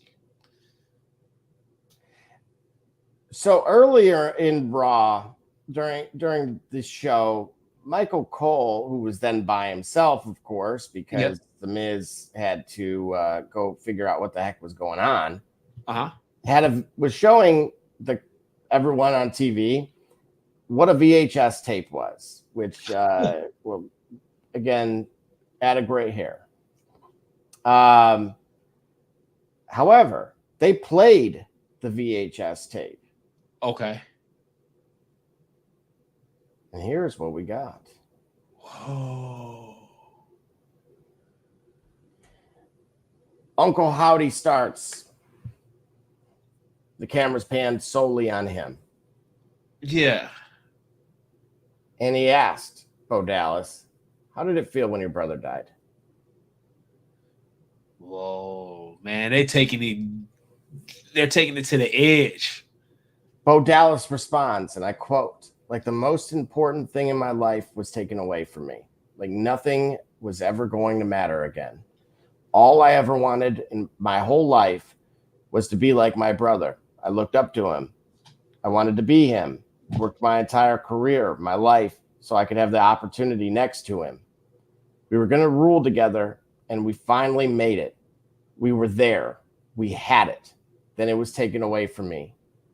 There's no one else on this earth that feels what I feel from his loss.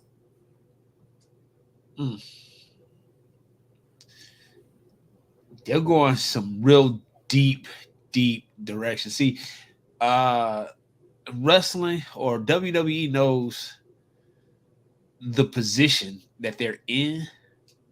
So I think this is highly cathartic for Bo Dallas, for Mr. Rotunda. And it's great to see it play out on the screen because now when you see darker elements of the Wyatt Six going forward, they have something that is a worked shoot to play out in front of your eyes to justify the darkness by which you're seeing. I like what's happened here. Dude, to me, not only does this solve and officially confirm that Bo Dallas is the sixth member, but because if you remember last week, I showed you there was only the five. Right. When I thought I decoded it, he was a part of it. So it is at least feel vindicated in that. Okay. This to me is the interview of Mick Foley with JR. Yeah. But darker. Okay. Because if you were that interview took Mick Foley from here to here. Yeah, it did. Everyone. Yeah, it did. What happened there would not surprise me if someone cried watching that. Right. Because that is an unfortunate reality that many people can relate to. Yep. Similar to what Mick Foley had stated with his. Right. This to me was the best segment. Like I'm glad they took the time that they did because I had asked you about a month or so ago if they had missed it, if they were coming too late at this point. Yeah, if the buildup was right. Yeah, if the buildup was overdone. I couldn't be happier with how this is lined up to be, and that was arguably the best segment I've seen all year. I'm curious how high this bar can go because they are raising it. Yeah, what key is for me, what in the end is WWE, is professional wrestling. What does this mean for them in the ring? For each of them in the ring. So this is where it gets interesting, right? Because we brought up the direction where the program and the business is going. Yep. And you stated you didn't want some of the sideshow aspects of it, and some people have been kind of pushed back on the notion of kind of the supernatural and that type of thing, like we used to have. But when we look at the glory years of this, those were all a part of it, and it didn't need to just walk the straight and narrow with reality.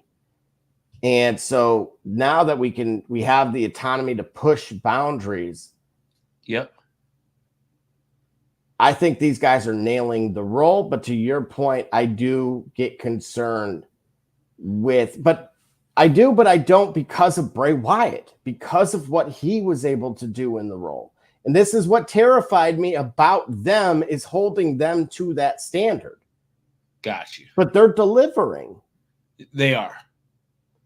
So where do you think now that this group goes? Is it just simply in-ring ability that you worry about? Or is it, character development? They can stick with this for a very long time. It's the storytelling.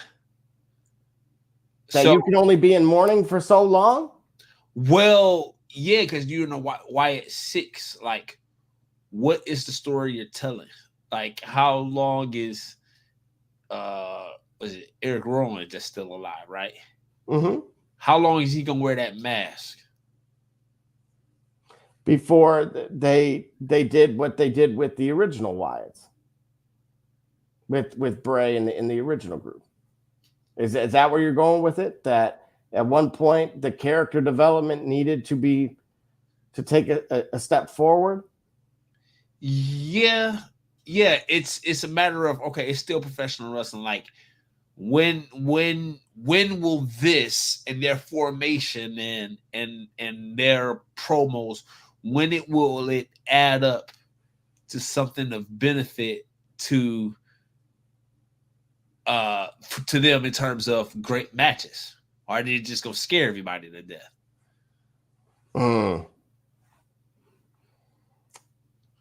I feel like Kane wore a mask for a long time. Yep.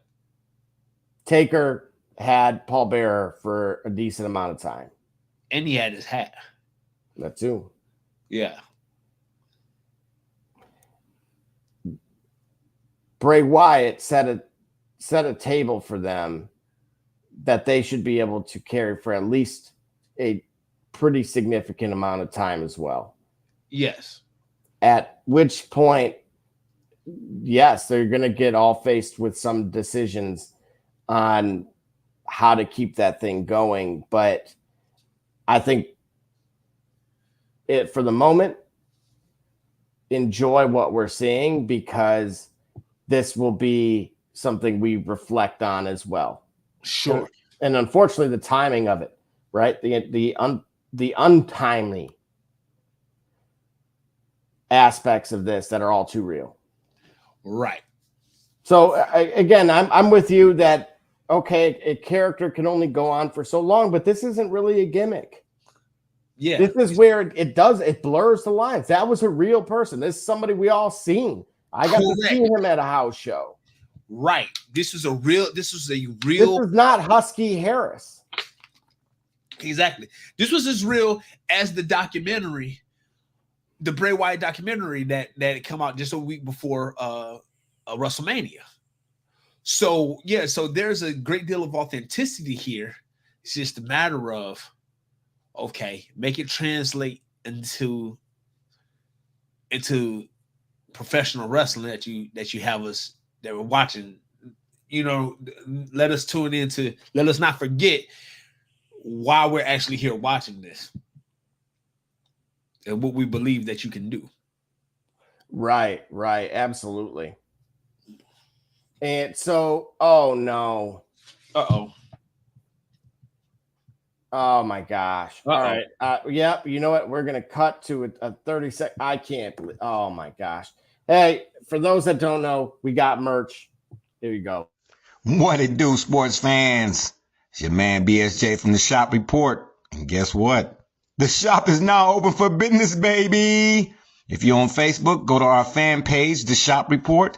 Click on more and then shop to view all products. Or if you're on Instagram, click on the shop tab to see all our products. I mean, what you want me to do?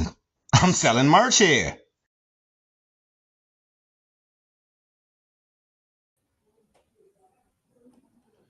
Well, Braun Breaker.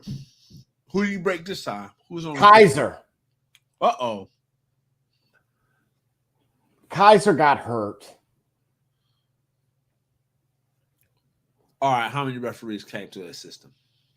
No, this one, it looks like an ankle injury, and it looks legit. Whoa. Yeah. Really? Dude, I said it, Kaiser's on a roll. Kaiser roll. Like, and now he rolled his ankle. Like, God darn it. Wow. Well. Oh, I was shooting on that. Yeah. Somebody shot the leg. Hold on, wait, my bad. Also, let me say it right. Sweep the leg. Yeah, sweep the leg. Right, kid. Wonderful for those that are unfamiliar. Right. What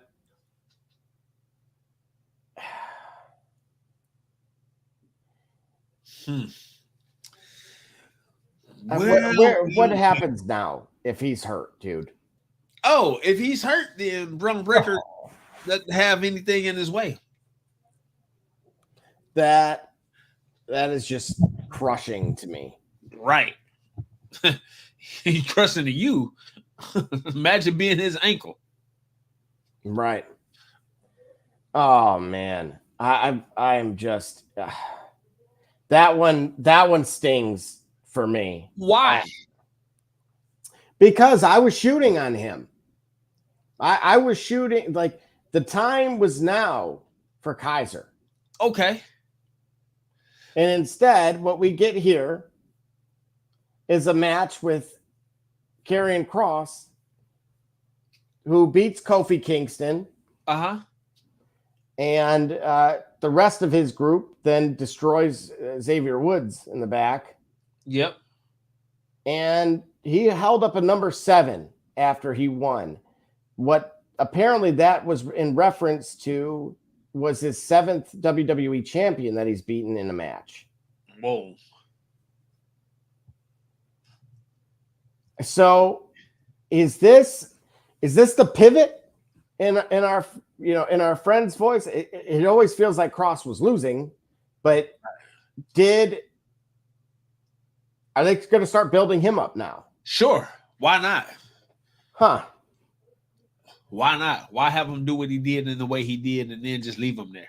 I mean, I guess it would have to be the storyline for me is where the struggle is at, but that can be, that's creative in production. Right. That can be done. As far as traditional Triple H, larger than life looking guys, he at least fits the criteria, I would say. Yeah. So there's nothing from that end really holding him back. I haven't seen him on the mic enough, at least recently.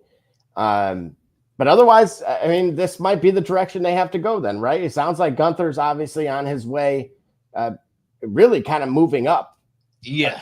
Quite a step there from where he was, right? According to you, with this belt hierarchy. And not me and this belt hierarchy, WWE and their belt hierarchy. We'll get there one day. Yeah. Yeah, I bet we will. You'll figure it out. Speaking of getting there. Uh-huh. Imagine that. Well, it's official. All right. 6-man tag match. What is Cody Rhodes' team? RKO. Yeah. RKO. Well, Money in the Bank, 6-man tag. We get to see who you like getting over in this match. I think this is what I've been waiting for. I think this is the time for the Bloodline to actually do the job. Get a win over these guys. Establish yourself as we're here. We're legit now. We got the band together. We got the foundation together. We're legit now. Let's go ahead and win and put some doubt in Cody Rhodes. Right. He hasn't lost as a champion yet. We need to see that. We need to see a chink in the armor. We need to see some vulnerability.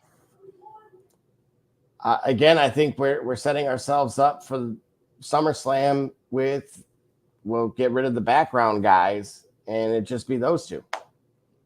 If that's what it looks like from all indications are suggesting that it's going to be those two.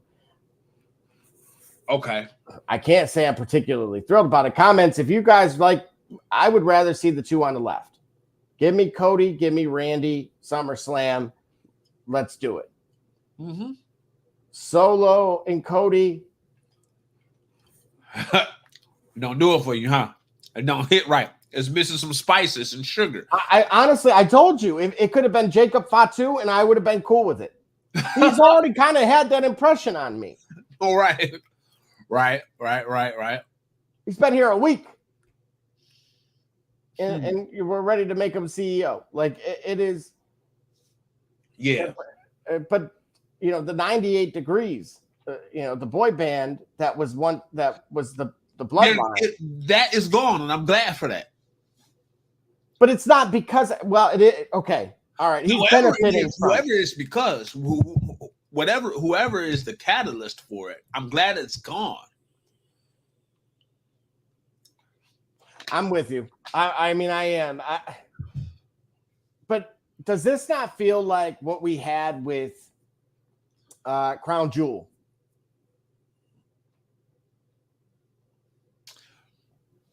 Like with Cody and Logan?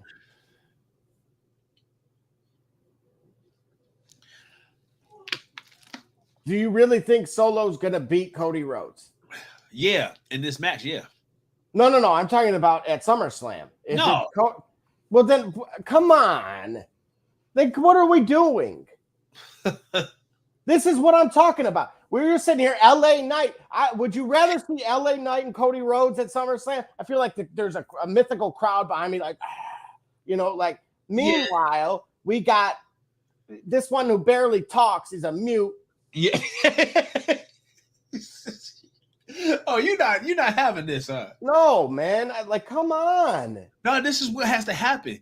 You put RKO with Cody in this match.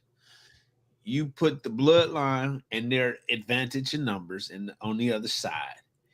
You finally get. Oh, shoot, I don't even know if But that sounds like a SmackDown episode. It was Friday. Yeah. We seen this on a Friday. Yeah, you were not happy. Perpetual meltdown alert. That's a SmackDown episode. It's not a premium live event. What? Why?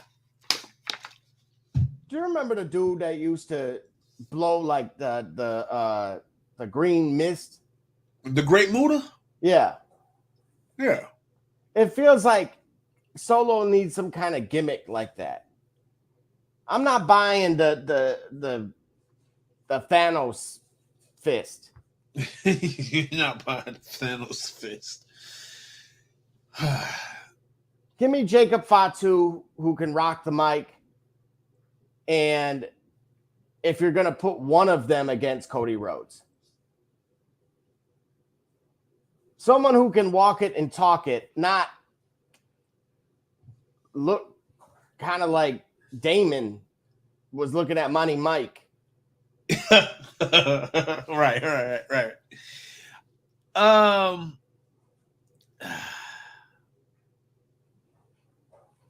Save this here. Save this match. Production Gully. Listen, I got it. I got it right here. We need someone to put the doubt in what we see from Cody Rhodes. We have the Bloodline. We have RKO coming together, looking like they're working the teammates, looking like they're working together, and they sick of the nonsense that's caused by the Bloodline. They get the advantages, they get the numbers. Someone gets an inadvertent, can't get a spear, but yeah, we got. So you got to have people barred from ringside. That's what we're doing. No, we don't have to have a barred from ringside. But basically, what I see here is Kevin Owens and Randy Orton get moved out of the way in one way or another. Cody Rhodes takes it on the chin. Oh, he's gonna take it on the chin. Yeah, he takes it on the chin, and the count starts.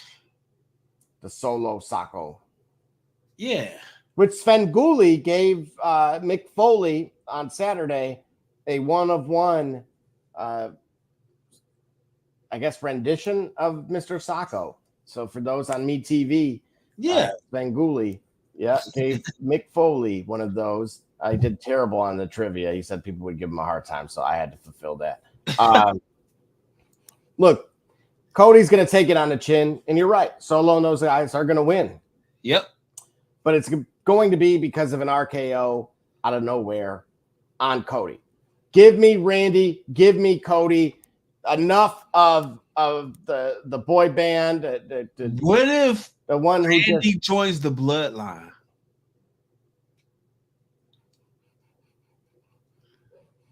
Randy doesn't need them. No, you don't. I just said right now, thanks to Jacob Fatu, they don't need him. Right. So what they need is the head of the table to come back and have Paul Heyman, fanning him and really and Yeet no Yeet alongside him. And then what? The final boss. I mean, that sounds kind of lopsided. That's always been my problem with this. Unless somebody goes heel, that would be entertaining. What's that? How could we even this out on that side? Because I love the idea of Randy versus Cody. But how could we get this bloodline feud to even itself out in a Mania worthy match? I don't know. I don't know because I don't know. I don't know that you can. This is why they gotta pivot and push. I mean, I'm talking about push, meaning more so like shoot Jacob Fatu out of a cannon right now on a V2 rocket. Because that's what it's going to take. He's got to take over. Yep. And at that point, maybe then you get Yeet on your end. Right. Then Solo goes back with the others. Right. Okay. And now you got a little bit of you can even it out a little bit. So you get some parity. Again, like we know Ice Cube won the battle but then Easy had all of the licensing and production. So he won. And so how do we do that with this group? Because you put the final boss and Roman together. I mean, you could you would need the whole group. You'd even need the other 3 on the left to participate at that point. Yeah, that's a lot of star power. But that's where we've been saying that for months now, that's where we're headed. But the problem is trying to actually get this to work. And I think the first thing you'd have to do is create somehow a feud within the existing bloodline, but you haven't given most of those dudes can't, that sound effect Barbershop J plays, that's what most of them sound like, or Boom Hauer. Hey, man, Megalomart, man. Right. And so I'm looking at this. I feel bad for the people in Toronto. You deserve better. I think they are right. I know. I'm just look, this, if it ends the way that I believe it will, we need Randy and Cody. Okay, so how do we get them out of a feud? How do we get Randy and Cody out of a sort of a simmering feud between Randy, Cody, and Kevin? Versus Kevin's third wheeling the way he did with Sami Zayn. Oh, ouch. Good guy. Yeah. I might have to pay for his drop now. Yeah. No. So what happens is in this match, I'll just put it this way. In this match, Kevin's gonna be out the way. Randy's gonna get frustrated. They can't win the title. They don't like Randy. RKO is not a friend of the bloodline. Nonetheless, Randy sees an opportunity for a title above everything else. Randy helps Bloodline secure a victory, and then Randy and Cody have words, and Cody gets that. Cody gets that RKO out of nowhere, and it sets him up for next pay-per-view. And then he gets, the Thanos hand. Yep. Yeah. And Solo gets to say he beat a world champ. Yeah, he does. Imagine that. And that's how I think it goes down. But where's Jim Cornette? And I'm sure he'd have a field day with this. Oh, he's over there shouting now. He probably looking at the same thing too. Right. We'll have to check that out for sure. Moving on. Because I know this pains you. Yeah. Whoa. Mm-hmm. Whoa. We were right. I say we, because we're a team here. Yeah, we are a team. What were we right about? That this is where we were headed. Yeah. We were absolutely right. This is the last 2 Money in the Bank qualifiers for Raw. Since we have the last, so this men's match is going to be fire.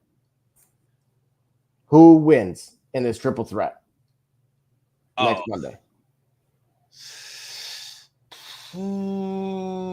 No.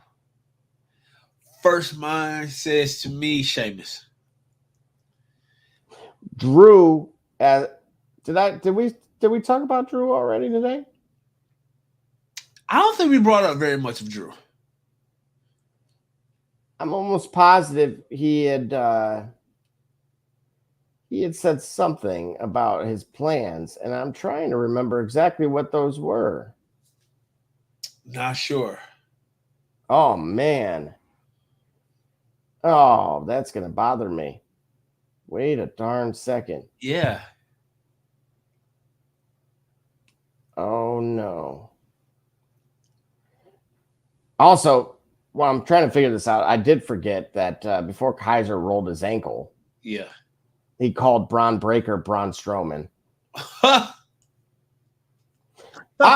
Drew McIntyre. This was it. All right. if you remember, Drew says he's going to join the Money in the Bank ladder match and win it, and then he will cash it in and become champion while Punk can't do anything about it but watch. Matter of fact, when he was on Raw this evening, he had a little memento. Oh, did he? Bracelet, as you see the colors of the Chicago flag there. Yep. But it has two names, CM Punk's dog and his AJ. Whoa. Well, I was going to say wife, Gully. What did you think I was going to say? Oh, no, I knew that, but the Shop Report After Dark. So we get this. You're telling me somebody outside of not named Drew McIntyre's going to win this thing? I mean, when you put it that way, it's not. CM Punk can make that happen. CM Punk can make his nightmare come true. CM Punk can make his nightmare come true. I'm sorry. It still cost him that match. Still cost him a Money in the Bank qualifier. Side note, when and I agree. Shoot, because he's not cleared, but that's never stopped him before. Right. Ooh, darn it. No. Let's make it make sense. Drew McIntyre's winning this qualifier. Well, but wait a minute. We could get. Here's the thing. It depends what avenue we want to go down with Sheamus, because in that match earlier tonight with the one where I mentioned Kaiser got hurt. It was Braun Breaker again versus Kaiser. Right. Sheamus caused the DQ. Oh. Sheamus attacked Kaiser, and he went to put him through the announce table, but got speared by Braun. Oh.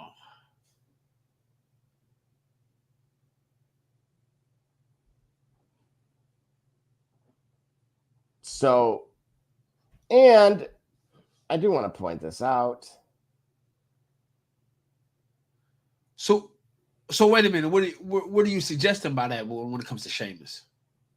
That potentially you could see like a fatal four-way between like Sheamus, Kaiser, Braun Breaker, and who else are we missing here?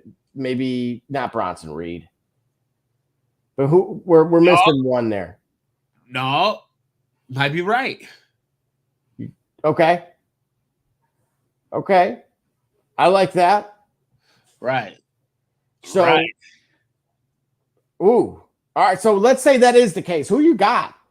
Those out in the audience, by all means, hey, look, we are of the people, not above the people. There are many of you spanning. I want to definitely say thank you across all the platforms there. Of course, if you got business, by all means, shopreport365@gmail.com. You can have your company's logo up in that corner. And of course, we run ads during the program as well. Those sponsorships are available today with a reach of over 40,000, by the way. So you get your money's worth.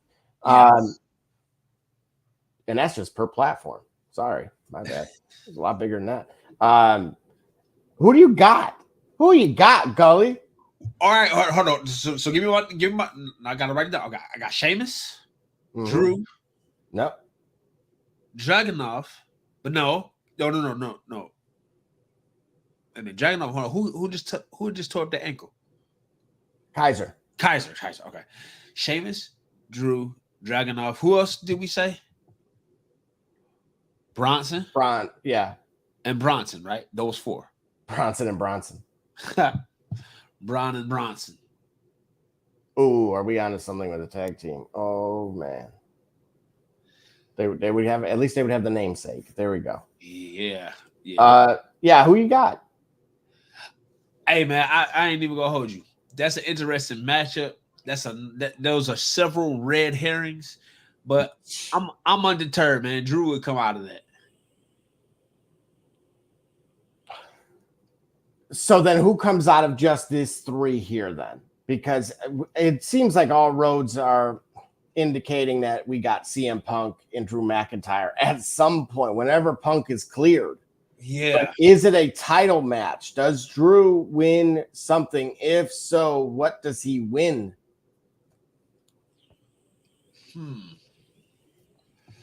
Nah, Drew's got to get it right. Drew's walking into this. Drew's going to win this match. Drew's going to get that qualifier. Drew's going to get to that Money in the Bank. And he's gonna along the way he's gotta have to meet up with Punk.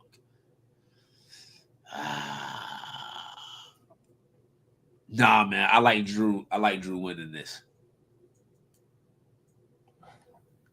I can't disagree. I really can't. And here's the problem. The problem is like I said a few moments earlier, we brought up so many interesting, captivating red herrings that it's almost like it would betray or just totally undermine what the buildup that we have by saying Drew's gonna win because Drew needs to win. But it's hard to argue against Drew putting things together to win. And those in his way are, with all due respect, are distractions from him and his goal. Get that belt, get CM Punk. Or get CM Punk, get that belt. Drew's going to be undeterred for that.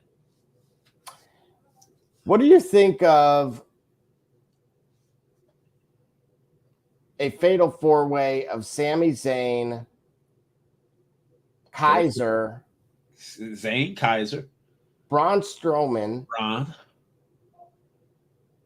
and Sheamus?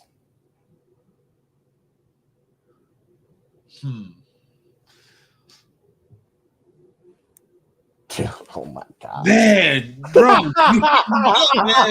you piecing me up tonight, man. I don't got enough water to drink, man. And you're not at the house this time. I'd bring you one. You piecing me up, man. I tell you, dang, bro, like, how do I?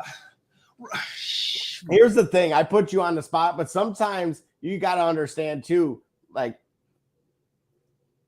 this stuff. It's because of what happens throughout the evening. Yeah. That the way my mind works, dude, I'm always constantly already thinking that far ahead. So right. Okay. And we flirted with the idea, but now it feels like this thing's really going to go down. Because what thing? That fatal four-way. Yeah, it does. With just adding Sami Zayn. Now, why would you add the Intercontinental Champion? To make it for that belt. If only you're making it for that belt. Oh my gosh, dude. So Zayn doesn't walk out with his belt. Now he would really kill if he were able to walk out with that belt. Go full Mark Henry. Yeah. Well, not really. Oh yeah. Yeah, but no, that would elevate him for sure. Man, I again, it's in fairness to you, that is tough. I really like, to me, that's why when I'm saying Kaiser's on a roll here. Yeah, you're talking about a match of, again, both. I don't know who I would put over necessarily, because Braun Breaker and Kaiser could, dude, if Kaiser got that belt, oh my gosh. Yeah. Like that's to me, as much as I've kind of been pushing, I guess I would say. Yep. Like, to see him get over in that fashion, it changes every bit. Like, he's not an Imperium crony at that point. Like, his legitimacy as a singles competitor. Yes. Getting in the ring with those additional three. Yep. Who, again, quality is there. I've said it. I really hope that this Kaiser rolled ankle is not that serious. Because it would be really disappointing if it kept him out, because that would blow it for me. And that's why, again, now that I mentioned that it would be those four, it pains me even more that happened. And again, I want to remind you, Sheamus did attack Kaiser. Yeah. So to suggest that it's going to be all of them, I'm all for it. And if you remember, oh my gosh. Oh, here we go. Oh, dude. Oh my gosh. Here we go. Here we go. Oh. Sami Zayn versus Braun Breaker for the Intercontinental Championship is set for Money in the Bank.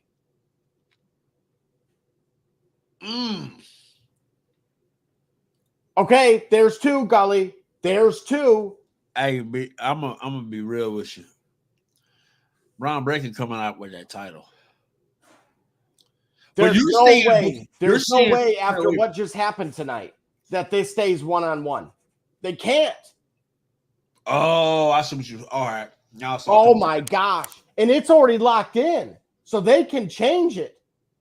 So at the moment, Zayn Breaker, Money in the Bank, Intercontinental title. Yep. However, the circumstances around it would be we're adding Kaiser. No, we're adding. Yes. Kaiser and Sheamus. I don't see Sheamus doing much in that.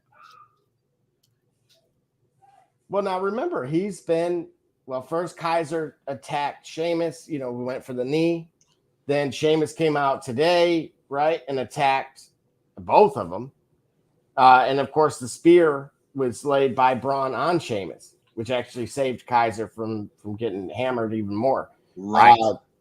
So he's not going to take lightly to that. He may not come out on top of this. Yeah. But out of those three then? Yeah. Again, I don't know who I would pick. I really don't. I could very well see, Gully. I would say this.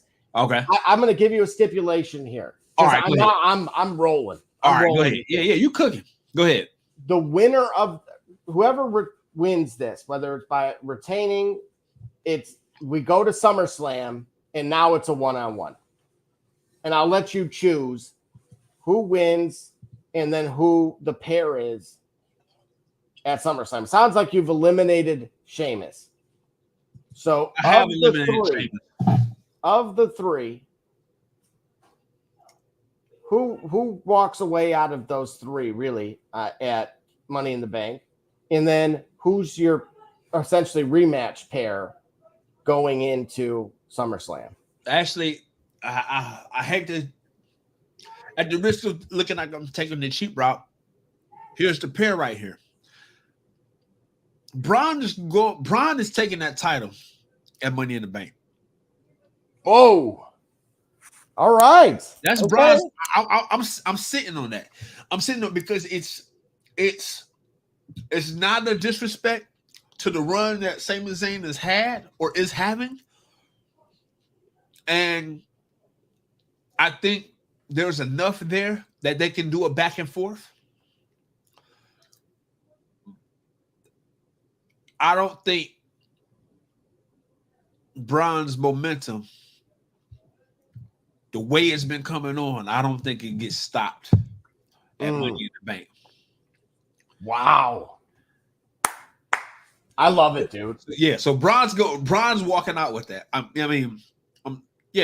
Braun Breaker's walking out with that. What does that mean for Sami Zayn, though? Now, what if I'm wrong? The unbelievable factor, the it factor of Sami Zayn. Nah, I ain't wrong. Braun Breaker taking that. Look at him. That looks like the man that's next to be the IC champ. I think this could kickstart him higher. I think this very well, I hate to say it this way, I think this would be peak Kaiser. as a singles competitor. Yeah. But that man on the right here, that's what I'm saying. This springboards him. This takes him into a whole nother level. It does. Man. Yeah, I think he does it. And then at SummerSlam in a triple threat. Give me him and Brock Lesnar.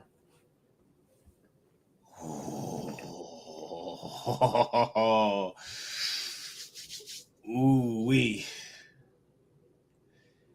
Yeah. If Brock ever decides to come back.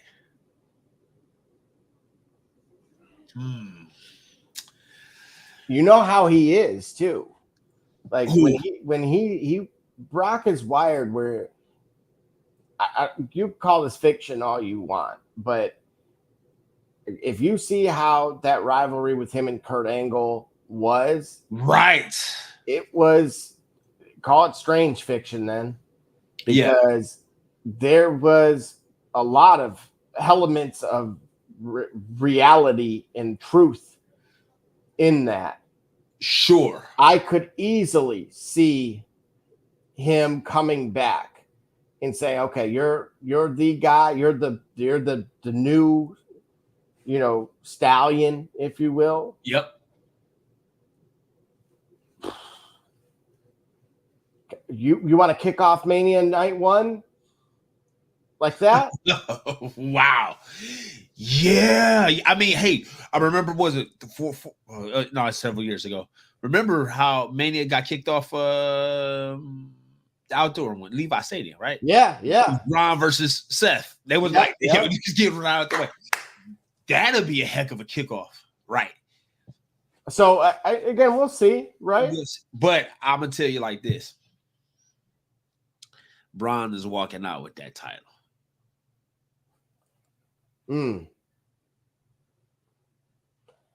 Yeah. Braun is walking out with that title. The other guys are going to scramble. Come SummerSlam, we're going to see a triple threat, perhaps for that title. Braun's going to do the business again. He's going to do the job again. Oh, I love it. Dude, I'm telling you right now, I love it. Yeah, because he's on that tear, and it's going to take something extremely special to slow him down, and I ain't seen it yet.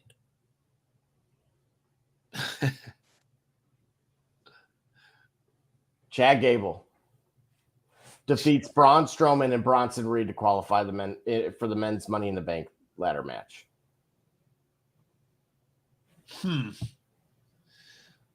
Good old Dark Gable. Oh, wait a minute. Dark Gable versus Braun Breaker. What do you think? I'm not sure, because here's the thing. Chad Gable went back to the Alpha Academy hoping for support, but after Otis refused, look who showed up. You ready for this? Yeah. Hey. Wow. Isn't that something? That is very much something. Like, hey, how you doing? Nice to see you again. Right. Remember all that trash? Right? You know what I'm saying? And the receipts. Oh, now you need somebody. Now you need a friend. Go figure that. They ain't got no problems with me. Right? That's what they said. Like, I don't know what to tell you, bro.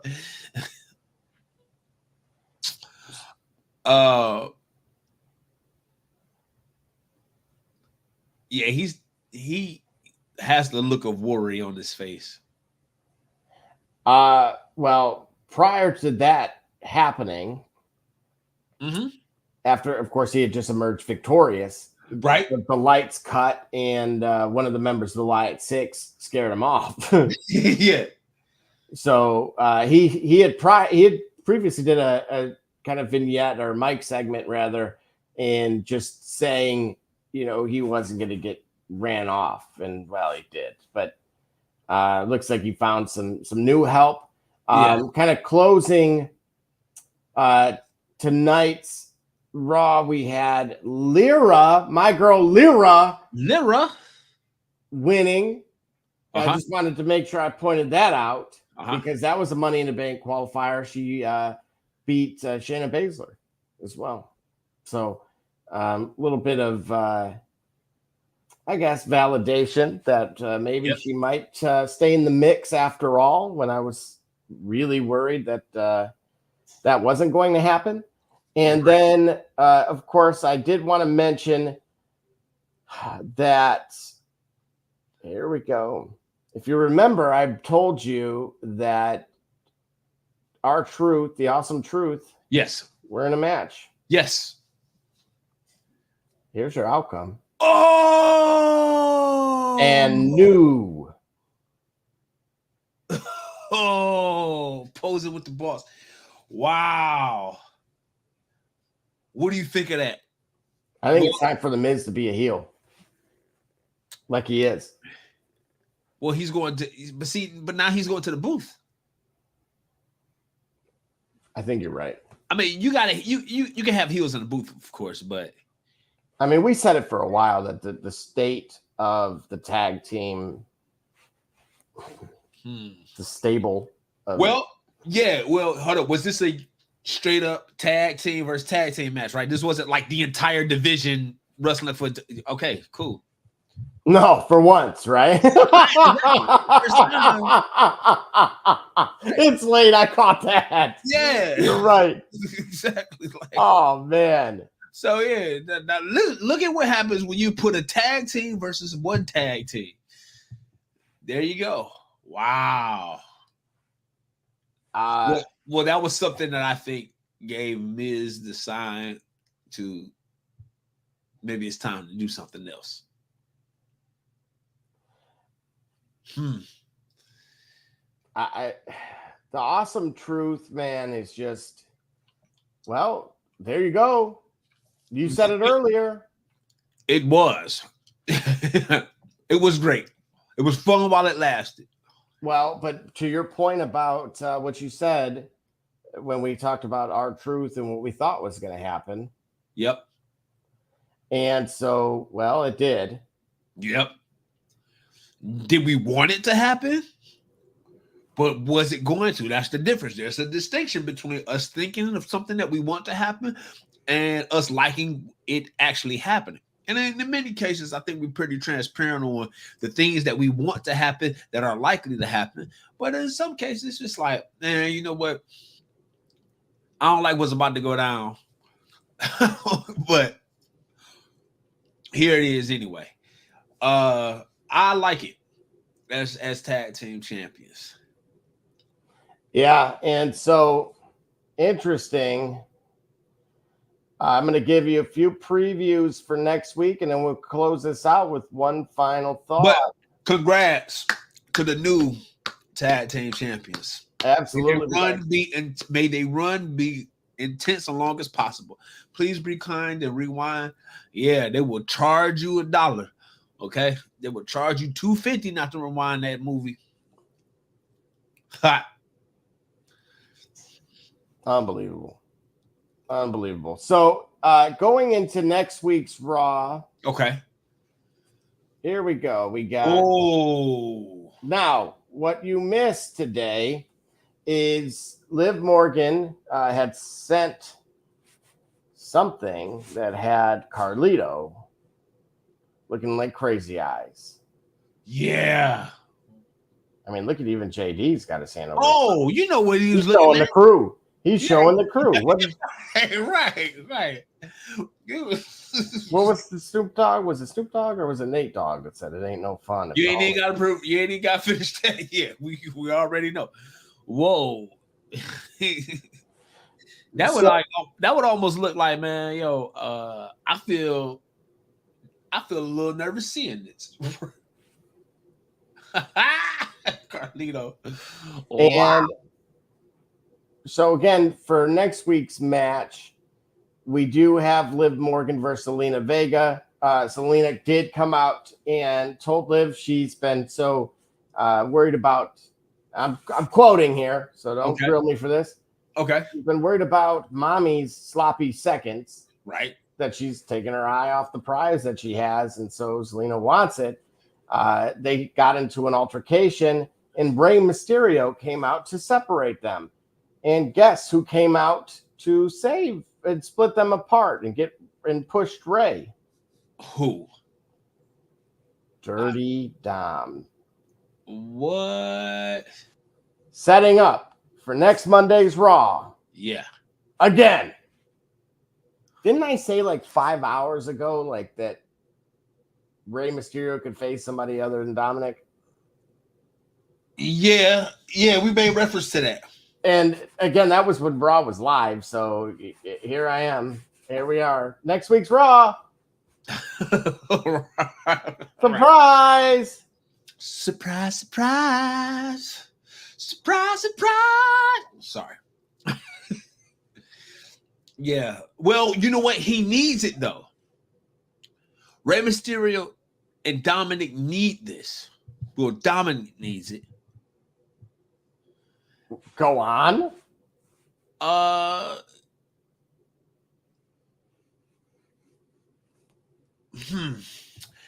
Dominic needs to practice. Rey needs the tutelage. They need to give us a better result than the WrestleMania match that we had them in. What better way to do that than to put them on Raw where they got extended time? They don't have to worry about cutting to commercial. And so, they will have, unlike not having the ability to cut to commercial during WrestleMania, they will have that ability because, the presentation of it on regular TV. That being said, Rey Mysterio needs to put some more work on Dom. I believe Dom has earned and captured the interest of those that make decisions. They need him to be able to wrestle better so that way they can capitalize on those interests. That's why I think we're gonna have a little bit more of Rey. That's why I think we're gonna have a little bit more of Rey versus Dominic, and because he needs it. He needs it. I think that's the one thing he's missing. Dominic is true, genuine skill. Yeah, I think he has it. I think we're just holding him a little bit we're holding him to a different kind of standard than most. But we're going to take our final 20, and then we're going to have our very last topic and our final thoughts. Stick with us.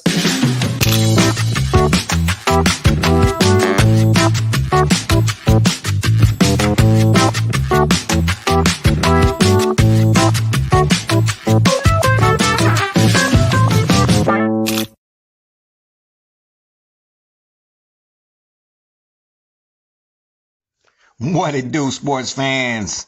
It's your man BSJ from the Shop Report. And guess what? The shop is now open for business, baby. If you're on Facebook, go to our fan page, The Shop Report, click on more, and then shop to view all products. Or if you're on Instagram, click on the shop tab to see all our products. I mean, what you want me to do? I'm selling merch here. All right, we are back and going into our last topic of the day. This is a look at Seth freaking Rollins. Is he Mr. Money in the Bank? Because he's 4-1, I believe, or 5-1. Well, no, he would be 4-1 and heading into this year's. Seth Rollins, 4-1. All right, which one did he win? I want to say it was against Finn. Remember? He lost the title to Finn. Wait a minute. Wait. No, wait a minute. World Heavyweight. No, this is a World Heavyweight Championship.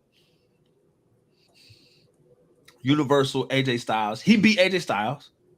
Mm-hmm. He defended against Drew. Wait a minute, was that ladder match? Hold on, Money in the Bank. No, I think his loss came against Roman. Yep, that was it. Okay. Yeah, Yep, he lost to Roman. Yep. Okay, that works. Does that change anything for you? Does he go 4-2 or does he go 5-1?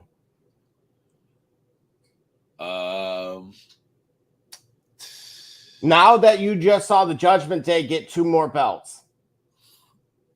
Does it change anything? Going strong here. Because if the Judgment Day ends up retaining that, then as much as I want them to break up, everybody got belts now. So, literally, right? And that's what I'm saying. Like, okay, got to separate what I want from what I think will happen. Oh, what you want? Oh, do tell. No, what I mean, try to remain unbiased. It's like, no, I don't want. I want Judgment Day to dissolve and let those guys go. And I think Judgment Day has served its purpose for each of the members there. Let it dissolve so that way these guys can be better, right? I think that can't happen until Mommy returns. Yeah, because then you could get. And now I'm really cooking. Okay. Oh, man. Okay. I'm flipping the fries now. Oh, man. No, flipping the fries. We're going. All right. Give me. I'm going to say very early is SummerSlam, and we're going to get there in a second. But not SummerSlam. Yeah, maybe SummerSlam. We'll okay. Mommy and Finn. Liv, Dominic.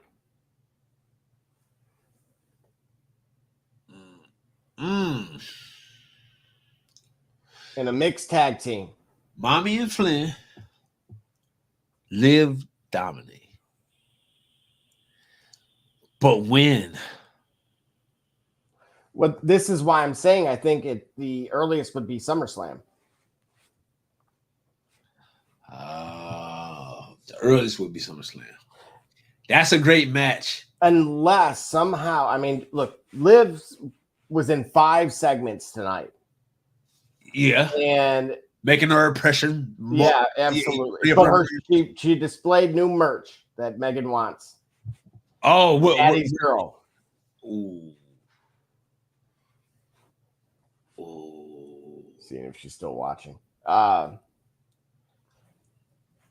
So I don't think it's going to dissolve anytime soon. I think that would be record speed of that. So with that being said, this is currently what we have slated for Money in the Bank. So we've got,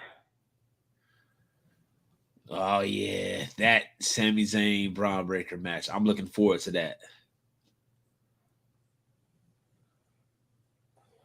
Who you got? The entire card? Absolutely. Dude, I mean, what are your thoughts more so? First, at just a high level, is this, are you pumped for this or are you not feeling it anymore? Nah, this card here, I'm actually, listen, I'll tell you, I'm actually finally starting to be a bit more, I'm selling myself a little bit more on Bloodline, on this incarnation of Bloodline. I think we see Jimmy Uso come back. Yeah. But come back in what capacity? You see Yeet down there? Yeah. This is the start of something. He's got to be on his way back. I don't know in what capacity. That's the interesting part. That's the hard, really the most difficult part for me right now is to figure out, does the Jimmy and Jay thing go on? Does, where do we go from here? Especially if Roman is supposed to be back probably by SummerSlam.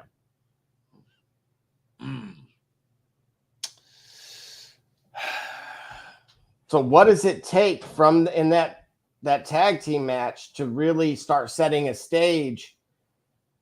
I mean, because if we do have Solo versus Cody, Solo gets mopped up by Cody, and then Roman comes out at that point, but that would be Roman and Cody. That wouldn't be, you see what I mean? We don't get the Randy Cody thing. There's then do you go bloodline versus bloodline? OG bloodline versus the new ones. I don't know. There's a lot of interesting points. So I always stress everybody in the comments, by all means, chime in. There are a lot of you, and we appreciate that sticking with us this long too. Yeah, so this card is built up to be a really good one. It didn't start out that way at first, for me, but over time, what we can see is a quality card with matches that make sense for one another, that are pick'ems in a sense, except for Braun and Aiden. I'm firmly in the seat of Braun winning that title. I mean, I said Aiden, Sami Zayn. I'm firmly in the seat of Braun winning that title. Wait a minute. No, remember, that's where we think it's going to be a fatal 4-way. 5, 6, 7, 8 way. I don't care if it's 9, 10, 11, 12. Whoever it is, Braun come home with that belt. Man. And then No Yeet is in the, what is that? Isn't that next to Gable? No Yeet? Next to Gable. Yeah, bro. Look on the left side of this card. Look underneath Damian and Seth. Who's in the No, that is Yeet. That is King Yeet. Yeet. Well, who is the bottom right? That's Yeet as well. The same Yeet. Wait a minute. Wait, that's what I'm saying. Nah, see, I thought it was me. Well, because here's the thing. Look, we'll look at this in a different light, if you will. Right now, this is where we stand. There's still 2 more spots. Yeah, main event Jay won the crap. Yeah, he won to qualify a while ago. So it was him. Oh, okay. Yeah. So as far as why they're showing him twice, could be telling, right? Very telling. Wait a minute. What the heck? Yeah. See, you thought it was just me. Go ahead. Yeah. Now,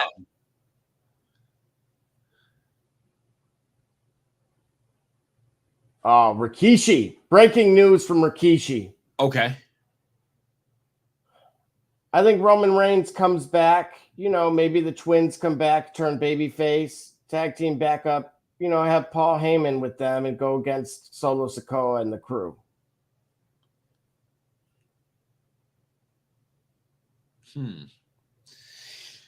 Therefore, implying he's.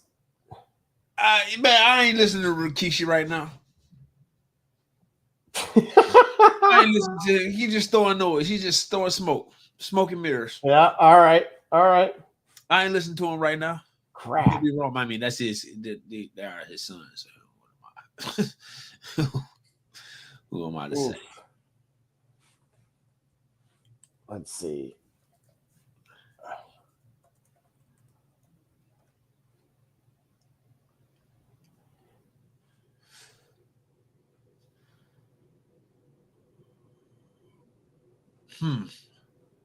No, I mean Jay's in it. Yeah. Yeah, that was a few weeks ago. That's right. That's when he had the Fireflies and all that. Right. And he now you see his comments about those. He retiring the Fireflies. He's like, yep. He's like, bro, why is 6? Y'all can have them. Y'all can have right. Oh, well, none of that energy. Nope. Thank you very much for the time. It was great while it lasted. I just put these car keys right over here. Thanks for the test drive. You go ahead, man. Absolutely. And it was only right that he did so. All right, so then we will turn it over to our final thoughts of the evening. Take it away, Gully. What do you got? It was.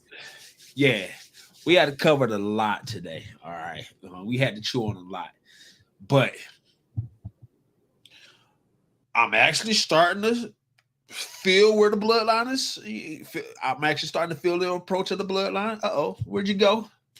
Oh no, I'm here. I'm giving you the spotlight. Oh, okay, got you. I'm actually starting to feel the approach of the bloodline. Right, it took a while for it to cook. Y'all know how I feel about them. And the persona versus the presentation versus the reputation that preceded them, and how I think it went totally awry. But now it's getting back centered, getting back in focus. Damian Priest, I think there's a sun setting coming soon for him in that title. Don't know if it's Money in the Bank. Wouldn't be surprised if it is. Braun Breaker is on his way as well. So, Sami Zayn, go ahead and take as many pictures as you need to with that title, because it's coming off of you at Money in the Bank. In terms of improvement, Yeet, y'all getting me on that on him being that guy. I ain't ready yet. I don't think he's ready yet. I don't think he's ready yet. But I'm just one person. Keep doing what he's doing. Keep showing up. And all right, I might be able to see it. But you know one thing I wanted to ask you, Production Jay? Yes, sir. Let's hear it. It was related. No, it was something related to the move from Netflix. The move to Netflix for Raw. Okay. Why is Raw going to get 2 hours, but SmackDown going to get 3?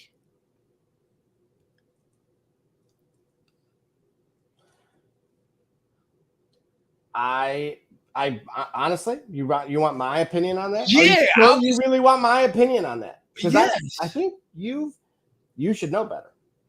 All that right. Vince Russo, because of Vince Russo, what Vince Russo proved a long time ago was that SmackDown could be the A product. And that by making that Friday night program 3 hours, you could do a lot more with a lot of those others that in those quote unquote mid cards and with the other belts, and get a lot more storyline in. Because as you saw, I told you, I think there was 2 weeks that went by. We had 4 matches and 5 matches. Right. Now you needed the extra hour to be able to get the additional storylines moving and it really have an impact, especially when we're having these 2-night type of programs. Sure. In order to truly have night one be, we'll say SmackDown only type of thing, that if for that to truly be sustainable, you've got to have a 1 and 1A type of product. You can't have an A and B program. And the same way that, basically we would be in an era that John Cena getting traded to or drafted to SmackDown would have stayed. Oh, gotcha. Okay. So SmackDown gives you more wrestling. So you need 3 hours, give you more matches. And Raw's gonna pack a punch. I mean, this is, that they say the adrenaline rush of bull riding or jumping out of a plane, albeit both very short. Yeah. Naturally will get the BPMs up there. Yeah, for sure. This, on the other hand, SmackDown is more of a jog. Got you. More, yeah. It's a 400 meter. Absolutely. Instead of a 100. By the way, shout out to the Olympic trials that were going on. Shout out to Team USA and the field that we're our beloved America is going to field in the Olympics here in a couple weeks. For all the athletes that are participating and proud to represent your country, appreciate it, and do well. Wish you all the best. And that is it for me. What say you, Production Jay? All right. Let's dive right into this. First and foremost, want to shout out the new tag team champions. I was so over the Awesome Truth. It was, I would have taken a terrible lie. And all right, well, and so additionally, a terrible lie. All right, for sure, right. I will say this.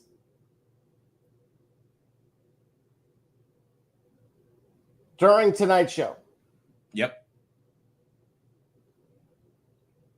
Karrion Kross said, do you want to be Marty Jannetty or do you want to be Shawn Michaels? Ooh.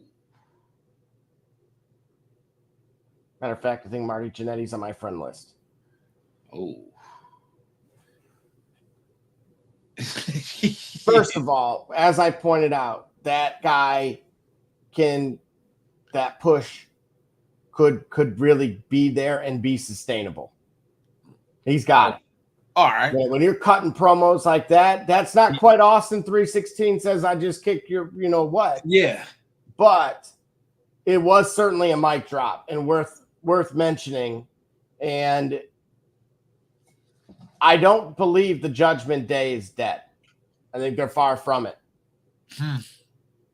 Okay. We go back a year and these guys were somewhat on top of the world, but they didn't have the titles that they have now. They've only continued to add, and I've shown you going back to the Edge, Adam Copeland, who I didn't include his accolades.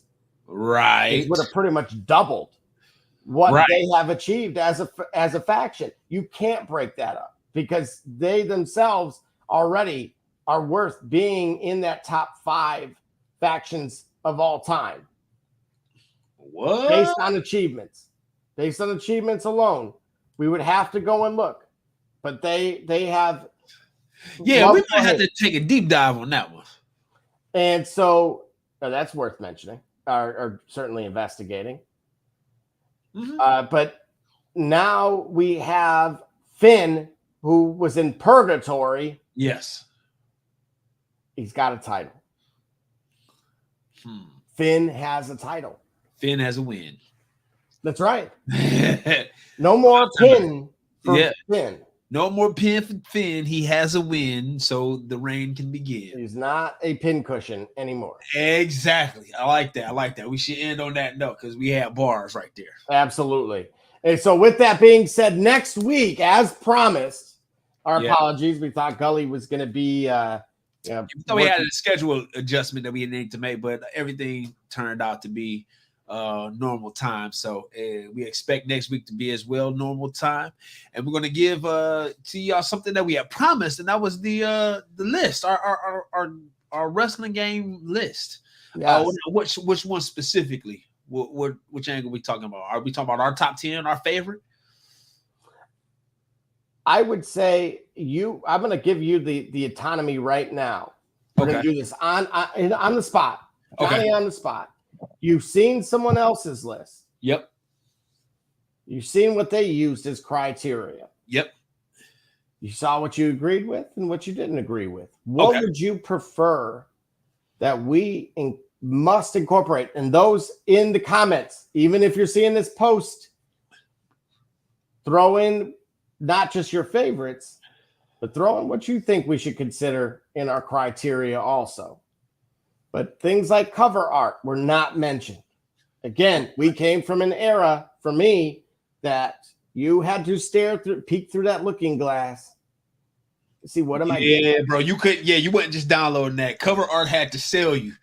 And I'm going to tell you, it's one game alone that I think cover art should have given in. Yeah, cover art, if nothing else, cover art should put it on the list. And I'm going to save it there. I might just put it on. It might just have to be number 10 just because of that. It's one game for sure. What else do you feel would be what is a must in your wrestling video games of all time? Okay, so cover art is a criteria.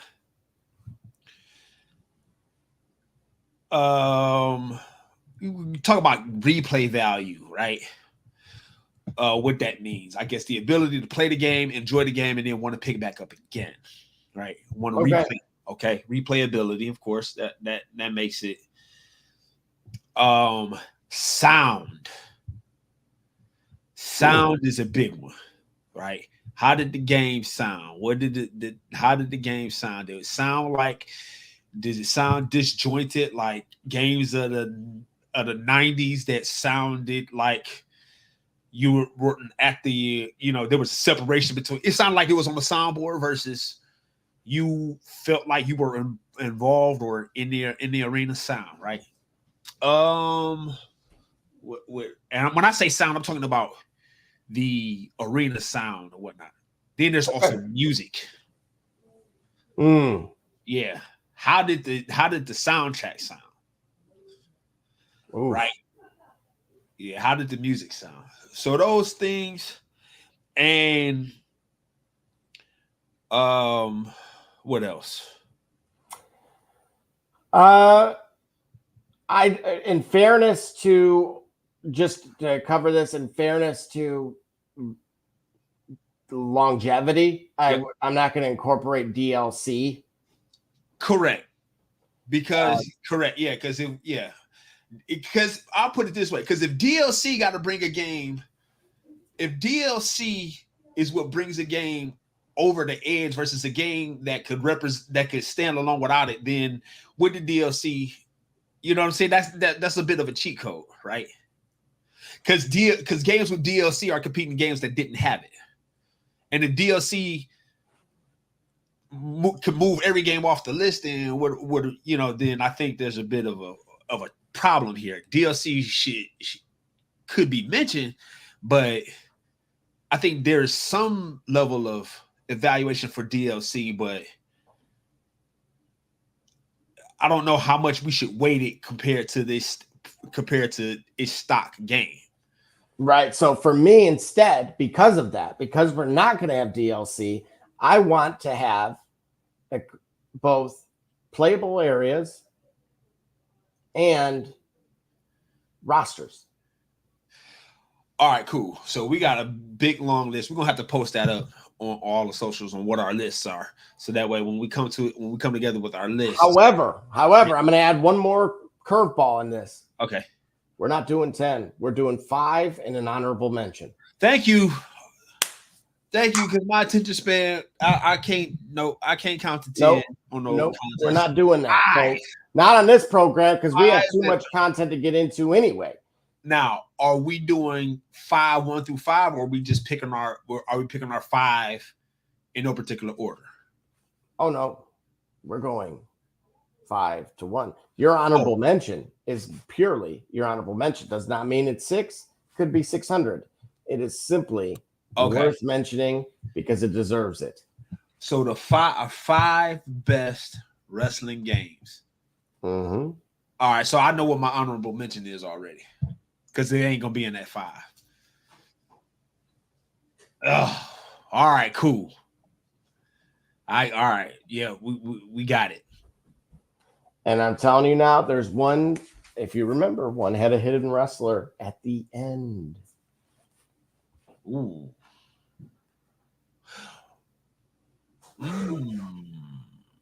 One had a hidden wrestler at the end. That's right. You may have not gotten it. Hold on. Hold on. All right. Hint. Hold on. I'm gonna tell you. You changed the TV channel to select the wrestler, didn't you? Mm-hmm. All right, now I already know what it is. All right. Yeah. And this is what I mean, folks. In another, you could change the format by using a certain individual. All right, man. We gotta let these people go, man. Yes, right. and the fact that thank you guys, the WWE universe in the Turnbuckle universe. You guys are incredible. There are plenty of you that are still with us, which is just remarkable. Gully, for context, there's double digits, and so we want to shout you out across all the platforms: X, of course, Facebook, Twitch. Where am I forgetting? YouTube. We're pretty much everywhere. Again, if you want the merch that is on the Facebook and the Instagram stuff, I'll play that for you quickly before we take off, because it gives you step by step. Yeah, absolutely. Yeah. What it do, sports fans? It's your man BSJ from the Shop Report, and guess what? The shop is now open for business, baby. If you're on Facebook, go to our fan page, The Shop Report. Click on more and then shop to view all products. Or if you're on Instagram, click on the shop tab to see all our products. I mean, what you want me to do? I'm selling merch here. Absolutely. And again, give it about a week. It comes in. My only thing is, like I said, check the dimensions. That's all. But otherwise, comes in clear. You can wash, machine wash, and everything. We are literally playing cards, refrigerator magnets, anything you guys could possibly want. But in terms of these games, wrestling games, top 5 and an honorable mention, feel free, put yours in the comments. I don't want to hear the same 5 that I'm always hearing. I'm sick of those. You couldn't play half of them. You got sick of them, and you were numb to it, as Gully said. So stop lying. Be an individual. And so, again, from us, any final thoughts, Gully? Anything we missed? Anything you want to point out for your wrestling criteria, for your game criteria before we take off? If we missed it, charge it to our head, not our heart. You know what I'm saying? Y'all was there from the start. And on this journey, we will depart. We'll see you next week. Tune in. Remember, like we always say, like our esteemed host says, next time, if you really want to know what's going on at the shop, man, walk-ins are always welcome. Holla.